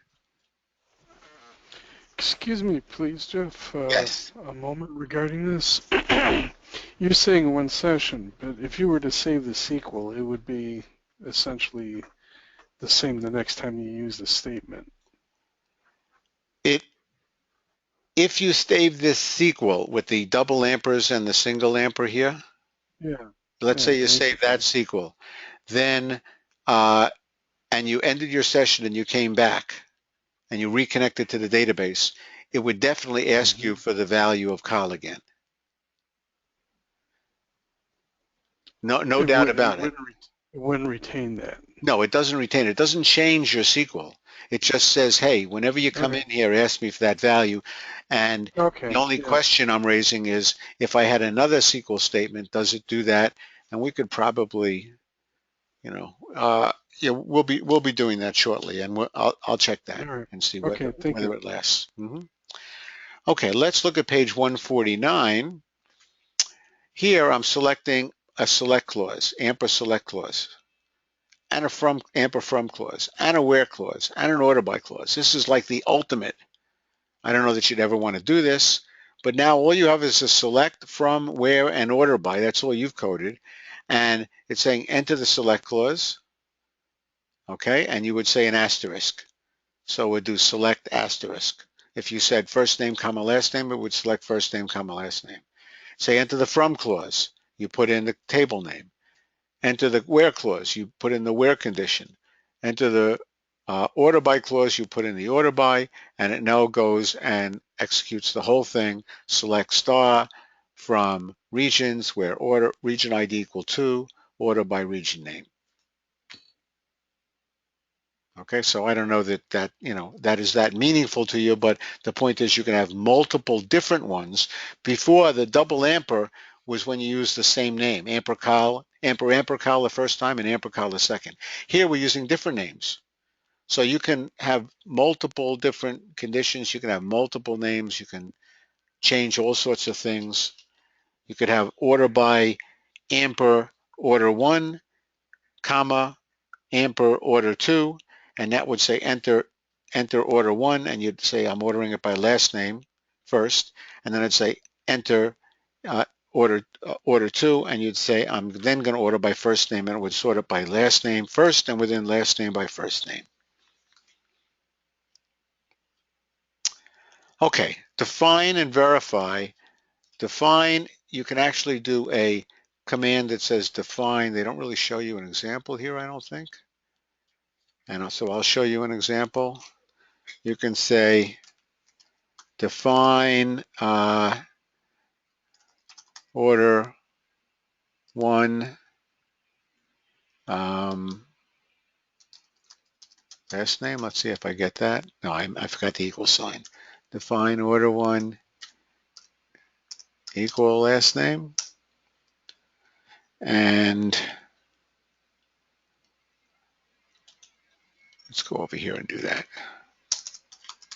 Define order 1 equal, let's say, order ID.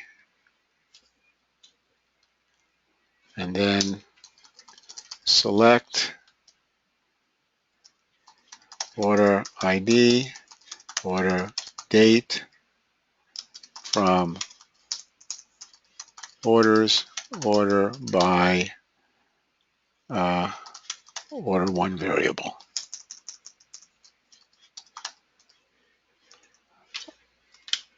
Let's see if that'll work.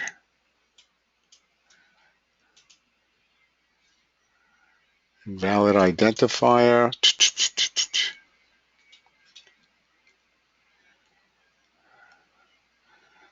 Did this.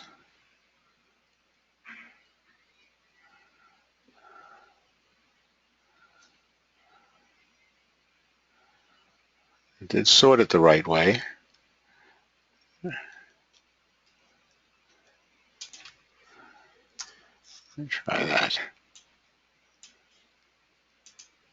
Let me erase this and see if I can run this. No. Select order ID, order date from orders, order by. Oh, okay. I see what I did. Define order by amper order 1. That was what I forgot.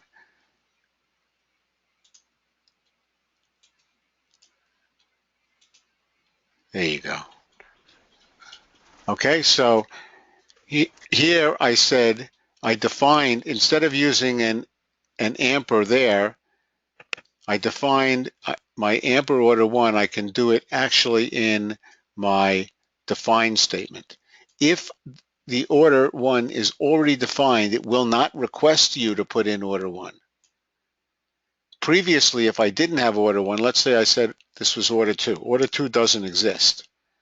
So if I just run this, it's going to say enter value for order 2. And I can say order date And now it sorts it by order date. Whole different animal, okay? It's not sorting it by order ID, it's sorting it by order date.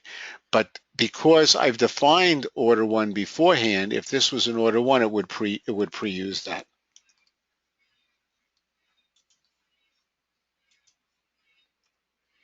Okay, now it's going to do by order 1. So you can define, and now if you want to get rid of that, and if you got a long script with a lot of things, you can define it, have a few different SQL statements that all use order 1, and then you can undefine order 1, and I could have the same select statement again. Let's get rid of my junk here that I showed you. So I'm defining order 1, and I'm running it, and it's going to use the value order ID for it. Now I'm going to undefine order 1, so when it sees this ample order 1, it doesn't exist. So it's should request it. So let's see if that works.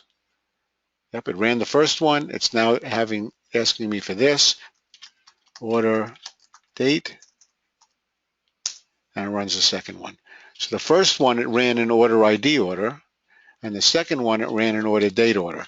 But it only requested the second one because I had defined it for the first one. It was undefined for the second. Interesting one here. If let's undefine it. Okay, that undefined it. Let's try this. Let's not define it here. Let's just run the select statement, but use the double amper, order 1.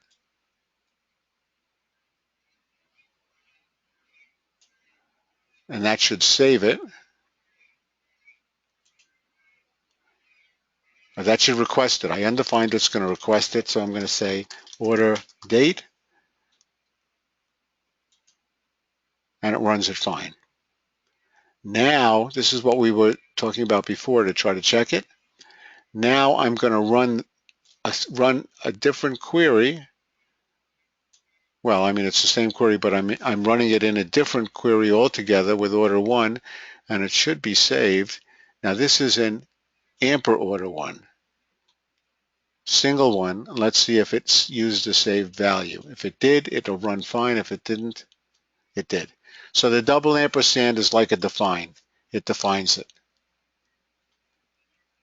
If I want to get rid of it, I have to undefine it to request it again. Here's a double amper, which should request it. Let's undefine it. Undefine order 1, so it won't be there. Then it should request it in here and save it. But then I'm going to undefine it again, and then it should request it again and save it. By the way, I'm running these not as with the run statement. I'm running them with the run script statement because undefine is undefine and define and ampersand variables have to do with scripts. So I'm assuming it needs to be a script. I'm not sure if it'll work with the regular one. So order 1 is order date. Runs the first one, it asks for order 1 again. Sure enough, it undefined it. Order date. So that's good. Now how about if, let's see, we want to see if the double amper saves it for the next query. So let's take out this undefined and see if it saves it for the next query.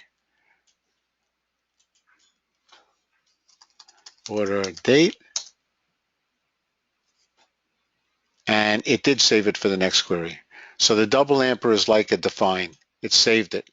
And I didn't have to do it again in a separate query. So it saves it for the same variable in the same query. It also saves it for that variable in any other queries in your session until you disconnect and reconnect. When you disconnect and reconnect, all those variables go away.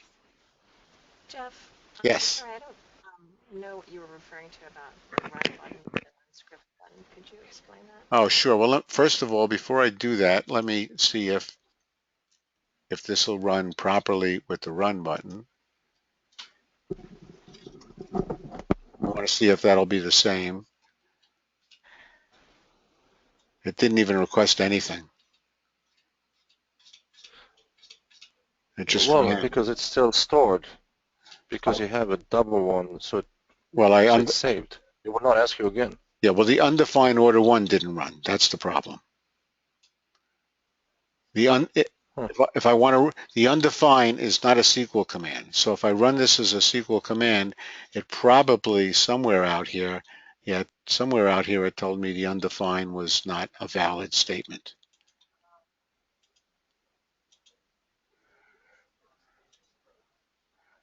Okay, if I try to run this as a SQL command, I'm not sure it undefined it. Let's run this as a SQL command. Let's run this one as a SQL command. Yeah, maybe it did undefine it. Okay. Let me go back to your original question. The original question is the difference between a run statement and a run script. If you run a script that is that's multiple statements, let's do this. Order by order ID. Let's hard code it. Order by order date. Let's hard code that.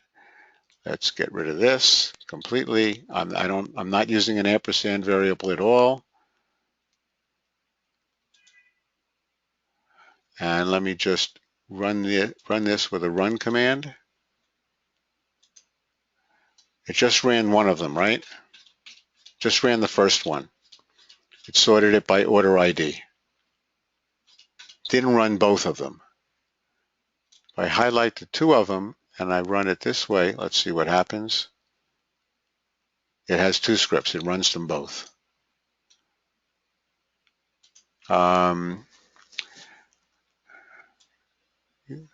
If I run it as a script, let's see what happens. It's my script output. If I run it as a script, okay. If I run it as a script, here's what happens. It runs it, gives you the result, then runs a second one, all in a script output one. See that script output? That's a script. If I don't do it that way, if I run it this way and just hit the run key, it just runs one of them, the first one. If I highlight the whole thing and hit the run key, it'll run both of them and it'll put them in two different windows. Thank you. So you'll get one window versus multiple windows. So if you had 20 scripts, if you have 20 selects, you're doing a lot of things, having all those windows gets harder and harder to see. It's nicer to have it all in one window, all coming down so you see all the script result. It also looks like the script puts the output as a text, one big text file, while the run statement gives it a table format. Right. It's more like a SQL Plus output. Okay. Okay, and I'm going to check also to see, I know there are other differences there. So script versus run. I'll see if I can, there are other commands that I believe will only run as a script and not as a regular run command. But let me check that also. Okay. Just a quick syntax question. So when you did the order by right and the ampersand, so every time you do order by ampersand, could you just say ampersand search, or do you have to write ampersand order one? If you You know what I'm saying? No, I'm not sure. Hit me again with that one. Okay, go back to the SQL statements. These? Mm-hmm. Yeah. So when you had, oh, you took it out. When you had order by and here you go. So why does it have to be order one?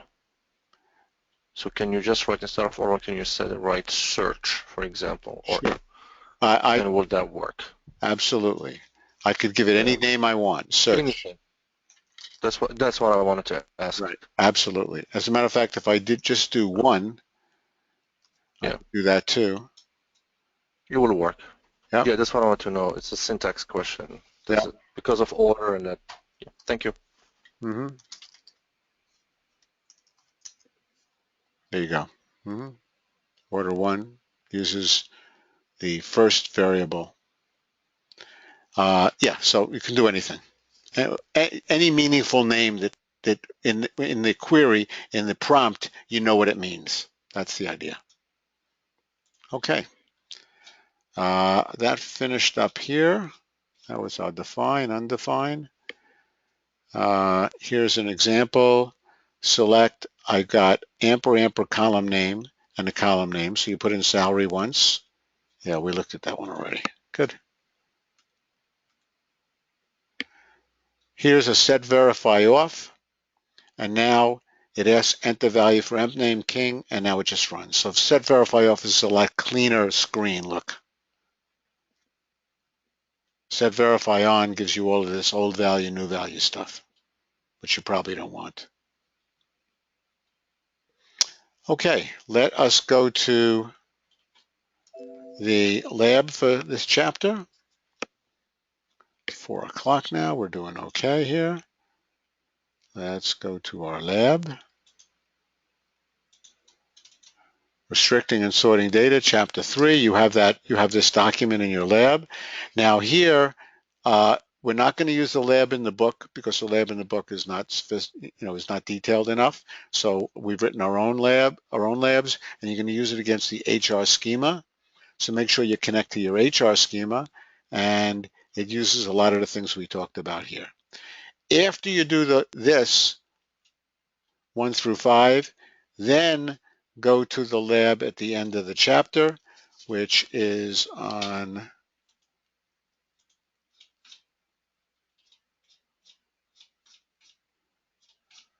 page, not the self-test, the lab is down here. Lab questions, bottom of page 162, page 163. So if you have time, then try this one. And this one, I believe, yeah, uses the OE schema.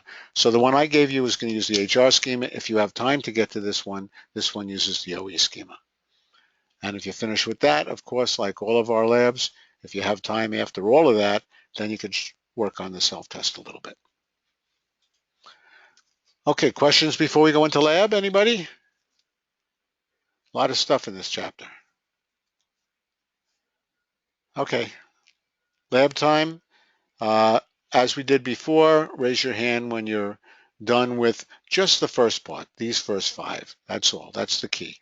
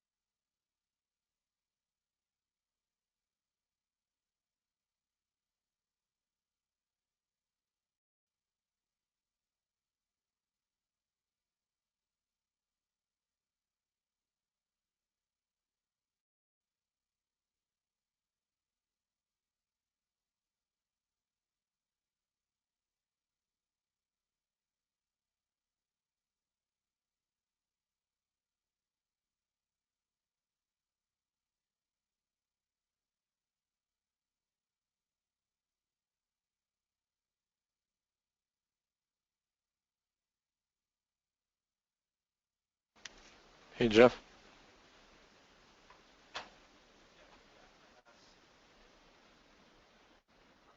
Yes. Okay, I'm actually struggling with the first one. So I can get, select the job ID in SIREP or MKMent to run. Mm-hmm. So, but when I add the salary between 1,000 and 10,000, I'm getting an error. So I'm using two where clause. So it's an end. So when No, I say where job, you don't repeat the where a second time. You say where job ID in this, comma, that, and yes. salary between. You don't say and where. Okay, That's the issue. thanks, man. Right. And salary is between or just between? Just between. No keyword is. Okay.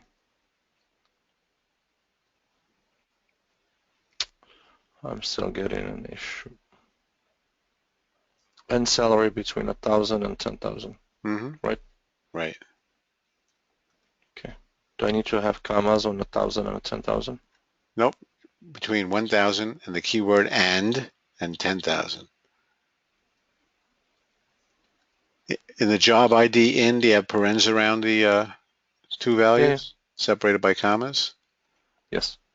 Okay, why don't you cut and paste it and send it to me I think I know what I was doing wrong. Thank you. Let me try one more time. okay. And I think it's crap. Still not working. Here, I'll copy and paste. Copy and paste it into the chat window. Yeah.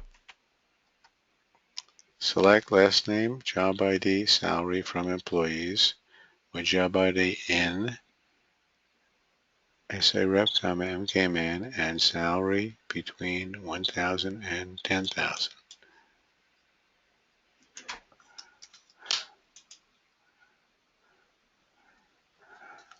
Let me go here and try that out.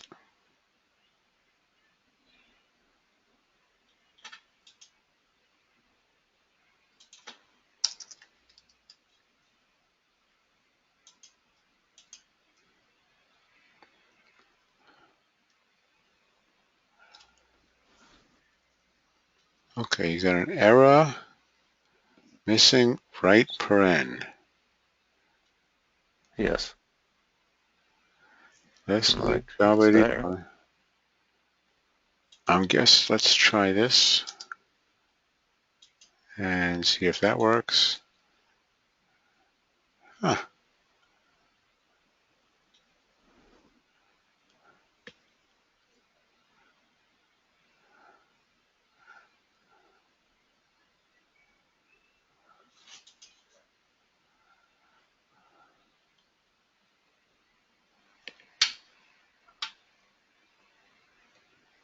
Oh, okay.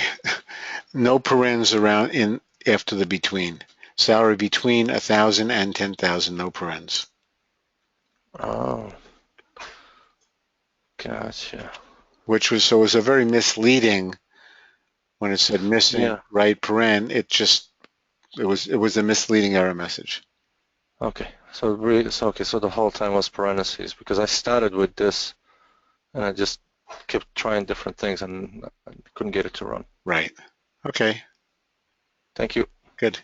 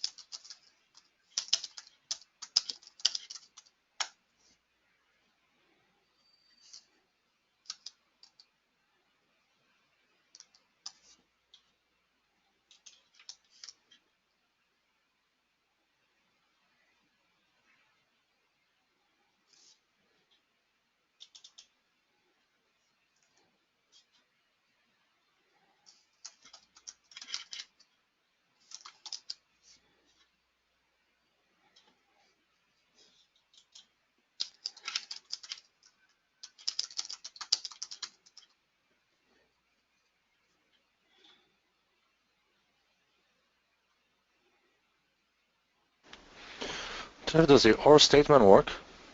So can you say commission percentage less than 0.1 or is null? You can't say or is null. You have to say or commission percent is null. Okay, so you have to say, again, commission percent. That's correct. You got to repeat the whole thing. The only one that you don't have to repeat it that I can recall offhand is the between, where it's between this and that. Or and all of those, you got to repeat it. Equal, you got to repeat it. Gotcha. Thank you. The other one where you don't have to repeat it is the n, where it's in paren and you give a list. Oh, okay. Yep, that makes sense. Thank you. You're welcome. Can you scroll down to 4 and 5 for me? Sure.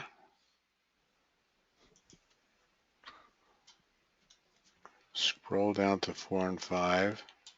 In my window? Yeah, in your window, yeah. Thank you. Okay. You should have that document. It was downloadable from the document with all the labs in it are downloadable from the materials tab in your control panel. The one that says SQL fundamental PDF? No, SQL fundamentals, I think workshop. Workshop? Yeah. Okay. Thank Good. you. Okay. The SQL's fundamental includes that there's 9 pages. The labs are in there under the chapter headings. Thank you.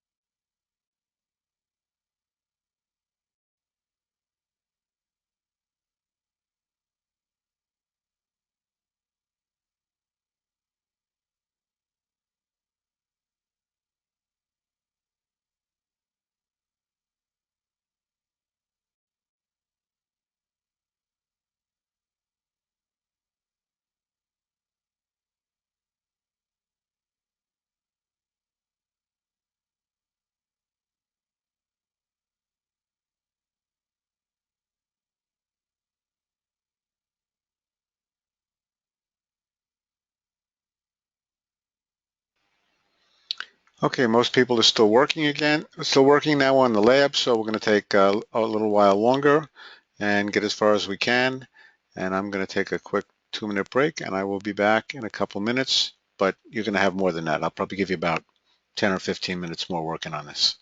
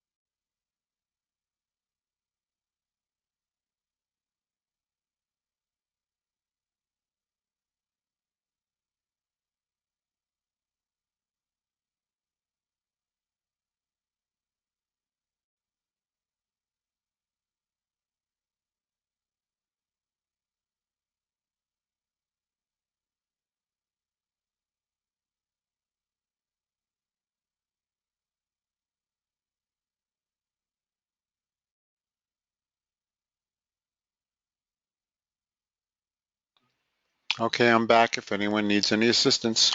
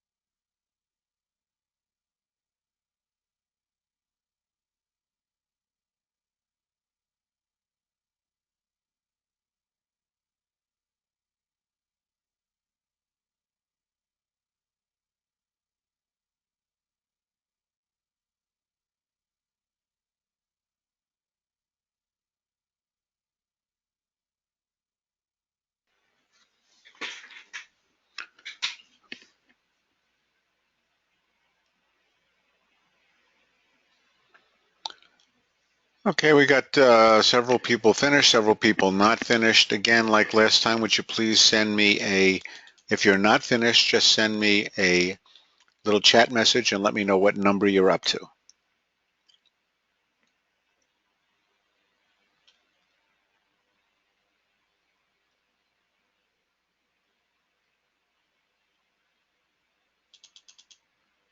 Waiting for messages from a couple more people as to what you're up to.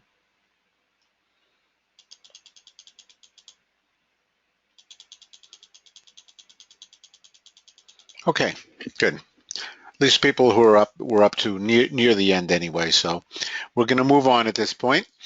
Thank you. I will lower everybody's hand there. And the first thing, let me show you my window here.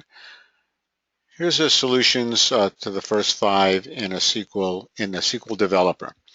First thing I want to show you, let's review the open questions that we had. And that's the amper, does it run for the entire session in one statement? We checked that already. It's the entire session, so the double amper stays for the whole session. And the question between the script and the run. Run script, first of all, the output is in one window and it's text oriented, as we noticed before. Secondly, regardless of where the cursor is, it runs everything in your window, everything in your SQL developer window. The exception is if you highlight code, it only runs the highlighted code, but if your cursor is just anywhere, it runs all of it. If you had 1,000 different SQL statements, it would run all 1,000 of them. Unless you highlighted just less than that, then it would just run the highlighted code. That's the run script. The run statement only runs a statement that the cursor is in unless something is highlighted. If it's highlighted, then it runs multiple. So if you want to run everything, you could highlight everything in there and then click the run statement. And it would basically give you the same output. But in the run statement, each SQL statement gives you output in a different window. So let's take a look at this. Here, I want to run everything. It doesn't matter where my cursor is. Well, let's put it this way. If my cursor is here and I click just run, it's just running this line. It's not in a SQL statement. My cursor is here. It runs just that one statement, not all. If my cursor was anywhere in here, just sitting there, it runs just that one statement. My cursor is, if I highlight all the statements, then it will run them all. Let me get rid of this result first. Then it will run them all, but notice it puts all the results in a different window. So now to kind of match up the SQL code to the result is kind of hard. You know, you got to scroll down and say, this is the first SQL, the second SQL, the third SQL. It's kind of hard to figure out where everything is. Okay?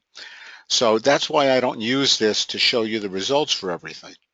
So the second choice is use SQL Developer, but use Run Script to show you the result because it's all in one window. So it doesn't matter where I am. If I click on this guy, Run Script, which is F5, Run is F9, Run Script is F5. If I do that, it runs it all in one window, but it doesn't show me my code with it, so it just shows my answers, and I got to match it up also.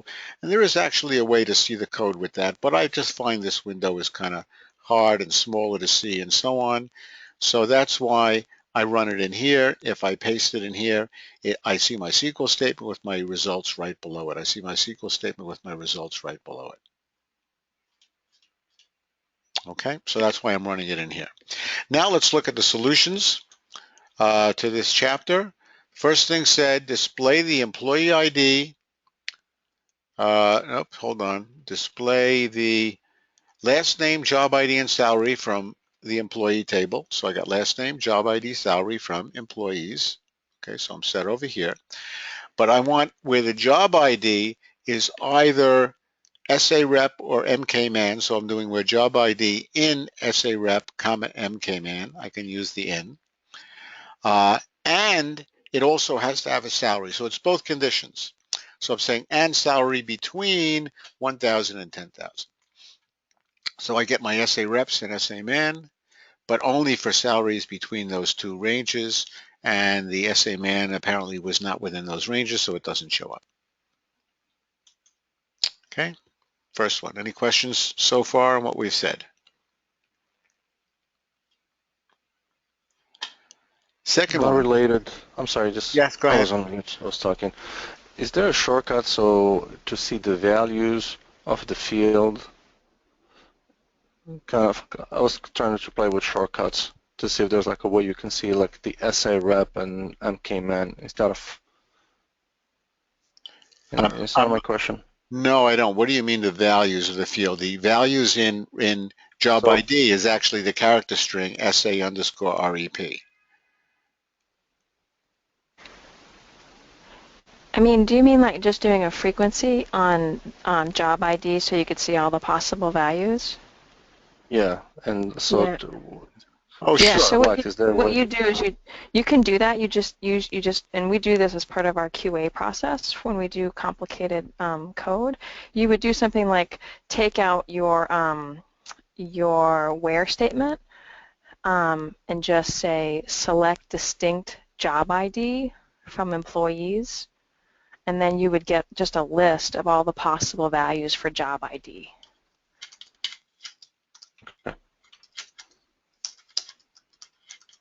Does that make sense? No, no, I understand that. I'm sorry, I was not. I can talk about it later. It was Okay, I'll something else stop that trying to was. help. Yep. I Okay. thank you. Yep. Yeah. To get all the Move different on. values, you would have that, but we'll move on. Okay. Yeah. Okay. So next one was number 2 said display the department name from the departments table for all departments that have the character literal ER in lowercase anywhere within it.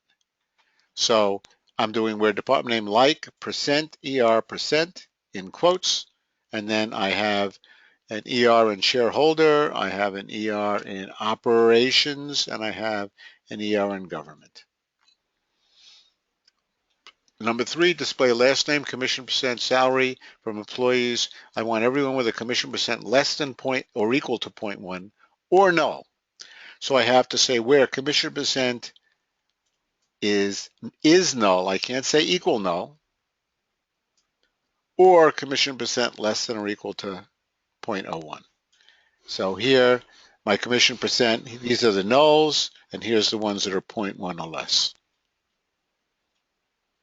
If I said equal null, I would not get any out of this part.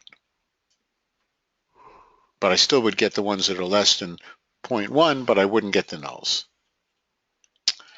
Number 4, we want several columns from the employees table. Sort them first by commission percent.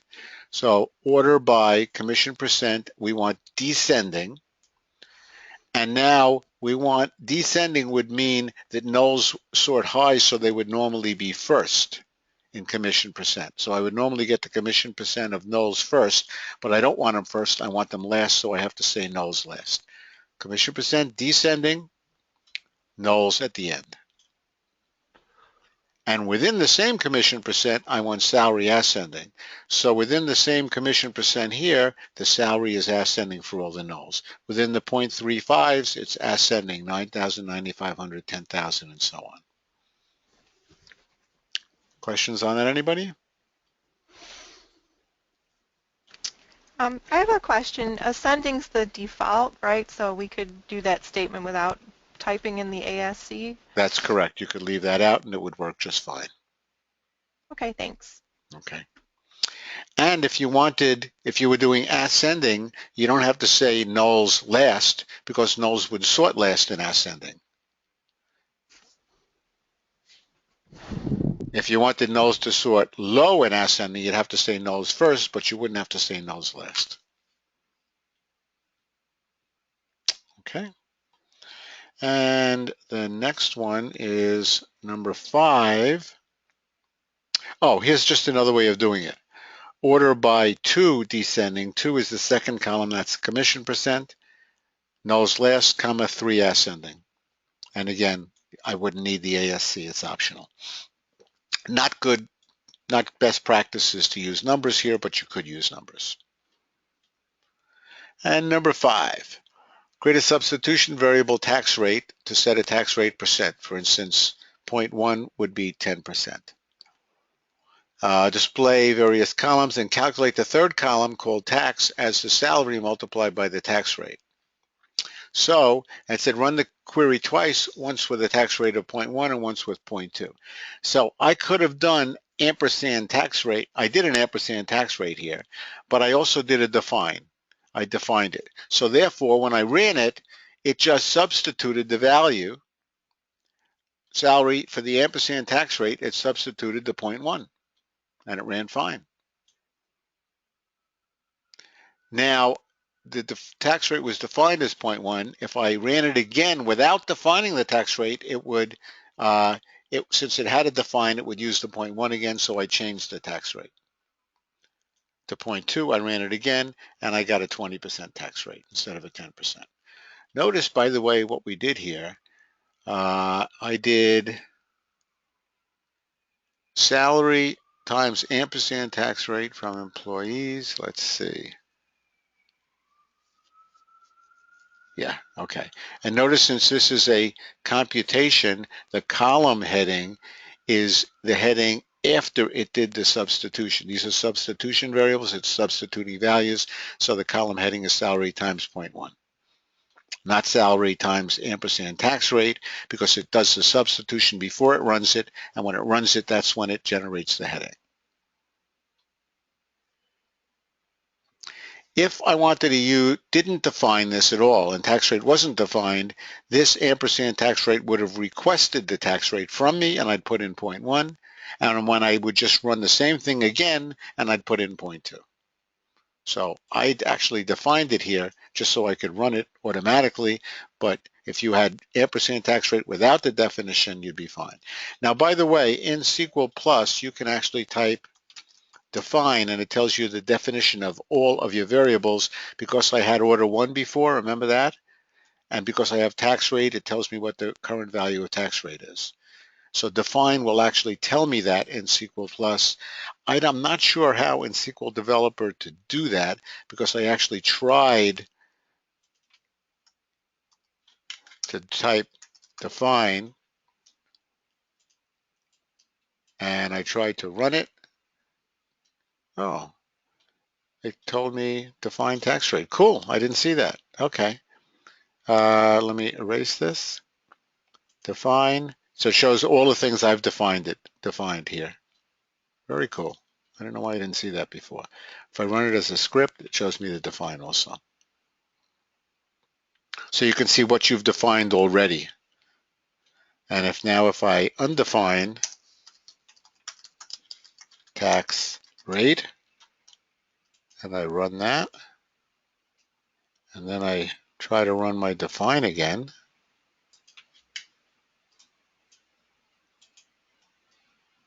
let me erase this. I run my define again, there's nothing defined because I've undefined it. Okay, questions, anybody?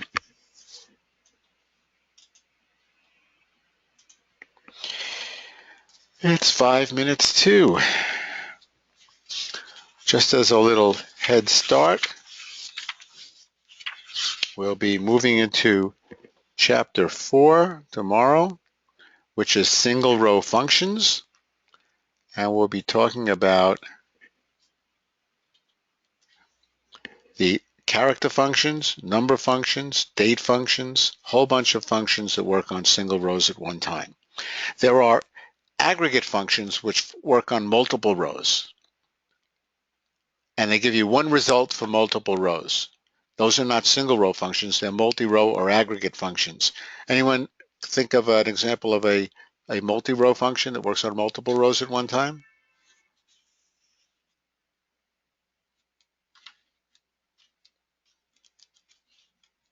Sum, min, max, average, those are all the multi-row functions.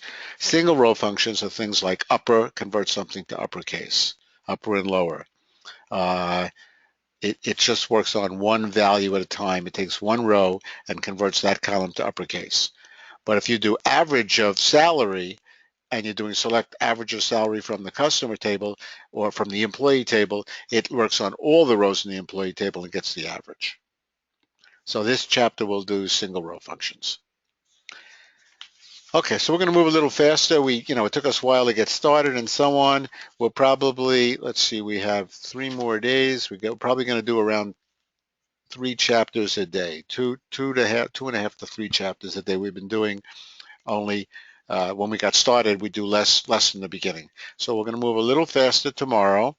And what we may do, not tomorrow, Friday rather, what we may do if there's not time to finish everything is we may get through the lecture and look at examples, and I may assign, oh, this is a terrible word, assign homework at the end of the class for the next class, so for you to do the labs during during downtime if we're running short on time.